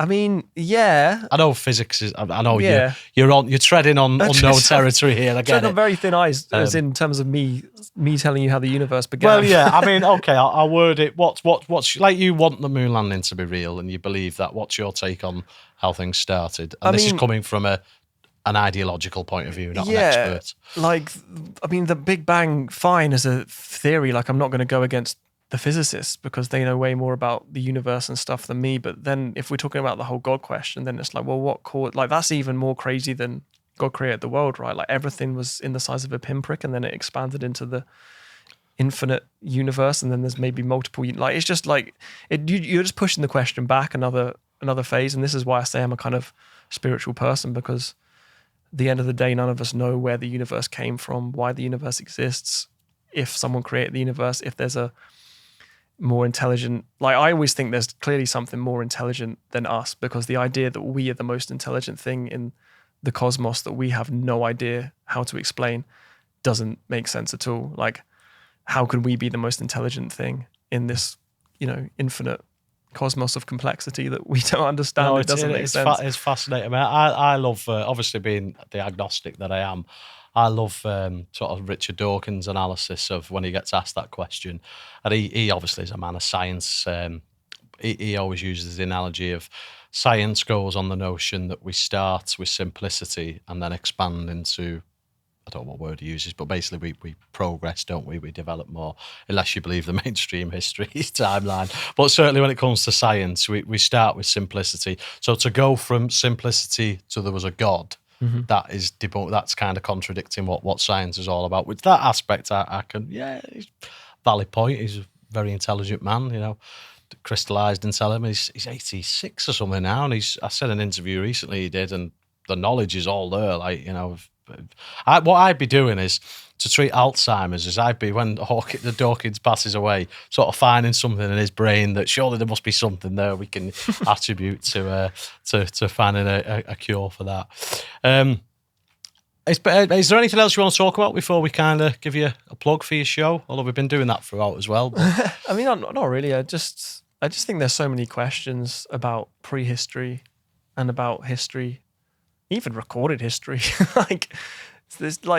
If you think about how little we know about the world right now, think about how little we know about the world 1,000 years ago, and then how little we know about the world before anyone started writing anything down, and then realize just how vast the stretch of time that humans have been on the planet, where we have absolutely no record at all, and we have like one fragment of information to last 10,000 years at a time. The mysteries are so big that it's almost impossible to comprehend how little we know about our own origins and our own past. And I think that's something that fascinates me endlessly, and I hope fascinates other people, because we probably never know, but it's worth discussing, because just say that just say that we have risen to some level of sophistication before, and then it came crashing down. That's an important lesson for us and our own civilization. We live in a world that's so self-confident in many ways, like we think we're at the pinnacle of human achievement and that nothing can bring us down. But once you expand out and look at history and time through this lens of vastness, you realize that we're just a flicker, and that flicker could go out at any moment. So we should be grateful for what we have, but we should also try and preserve what we have, and try and take every step to preserving what we have, because in a geological sense, it will be over in an instance, in the blink of an eye. So we need to be more aware of that, I think, as a civilization. And someone like Elon is actually the only person I see actually taking steps towards that end. Because he's the only person that kind of sees the threat to our civilization from nature. And he's trying to put us on different planets and stuff, and trying to ensure us against what will happen, because it will happen. Like this Earth will go through some cataclysmic event in the future. It's just a matter of when, not if. So hopefully we're prepared by that point. And I think that looking back into deep time should give us that perspective that I think is important for the continuation of human civilization. And I think that is important because I'm pro-human. I think I'd like us to, because we've come so far, it could all go down in an instant, right? So we should try and preserve the progress we've already made. And I think looking back at deep history is a way of getting ourselves into that mindset, rather than, fighting each other over every little stupid thing, like what pronouns we should call each other and stuff like that. We should take a step back and view things with a wider perspective, I think, is what I'm trying to say. And history helps me do that. And also, it's just fun to dream. Like there are so many odd things about the past that it allows you to dream, because we don't really know. And yeah, it's fun to explore those mysteries. So that's what I do on my channel. Check it out. No. How old are you, Michael? I'm 28. 28. You're still a baby, really. It's like, that's a really good outlook. Most 28-year-olds who I speak to, they're certainly not talking. They're those pronoun people that you refer to. No, but most 28-year-olds don't have. That's a very philosophical mindset to have, and that's a really, really endearing quality to have, mate. I was, after you've just articulated that masterpiece, I was going to ask you, what do you think happens after we die? But I feel that's quite, in fact, go on, fire away. See if you can, I know you said you're spiritual, so you must have an opinion. Obviously, hopefully, you'll live a ripe old age. You don't have to worry about this for quite some time. But, I'm sure everyone who listens to this has had that thought process in the head at some point, religious, atheist, spiritual, whatever, where you're like, oh, one day I won't be here. It does pop in your mind from time to time. Do you have a thought for what happens when we pass? I don't know. Obviously, I sometimes think about it. It's just going to be like before I was born, right? And like everything happened before I was born, and I wasn't aware of it. And everything will happen after I die, and I won't be aware of that. So what was that Mark Twain quote? I was dead for billions. I'm paraphrasing this. I was dead for billions of years before I was alive, and I suffered no inconvenience. Yeah, exactly. So. But also at the same time, I still, maybe it's because I'm like, from like a Christian heritage country, whatever. But I still kind of believe in like a cosmic like judgment in a way. Like I live my life with the kind of subconscious belief that I should be good if that makes sense. But maybe that is just like a Christian thing, but I think it's just being a good exactly. person. But you know? I always feel like if I don't be good, then I will be judged for that. I should do my best for like a selfish reason, like even not just to do good by other people, but also for the next life in a way. And maybe that's just like a fantasy, but. Well, it's good to have that outlook, because a lot of people only come to that conclusion through religion. They feel they need religion to justify why they're doing good in life. But I think that adds on to what you said about, you know, we should preserve. His life is just so short. I mean, we've been saying numerous times on this interview the concept of time, and it goes like that, you know. So why wouldn't you want to spend anything but fulfillment within that short time that we're here? You know, who knows when our, you know, book closes. It's a case of, you know, and I'm a big believer of, you know, do good for yourself, but also do good for others. And again, I'm probably in the spiritual camp in that regard. The phrase karma, you know, the Buddhists preach that. And, you know, I have often found that if I do good things, generally doors will open or good things will happen. And I suppose your testament with your show at the moment. Speaking of which, I know we've hinted on it a few times. How can people get in touch with you? Are you doing booking stuff now? I know you mentioned you're doing a few talks, or is that just no, not really. I mean, no. So you're not pursuing that? It's just landing on your lap. Yeah, it's just kind of coming up sometimes. But I mean, if people want to check out my stuff, my YouTube channel is the main thing. So just type in my name, Michael Button, and you'll find me on YouTube.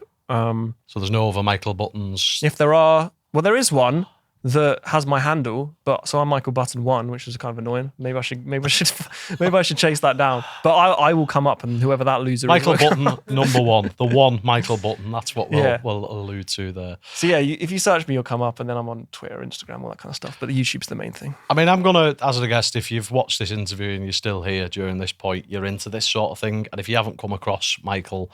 And I'm not just saying it because he's sat here next to me. I think his show is brilliant. As I said at the start of the conversation, he highlights this, what you normally get out of long-form conversations, into a bite-sized video, and he articulates it beautifully. And I think everyone should go head on over and subscribe. Before we wrap up, Michael, we ask this question to all our guests. It's sort of like how the show was built, how it was designed on the word challenge. So the question is, what does challenge mean to you? So what does challenge mean to Michael Button? I think challenge is something you should always be pursuing, and it's doing something that you believe is right. Going back to the kind of question of consciousness and morals, but also something that is hard and that will help you grow for the right reasons.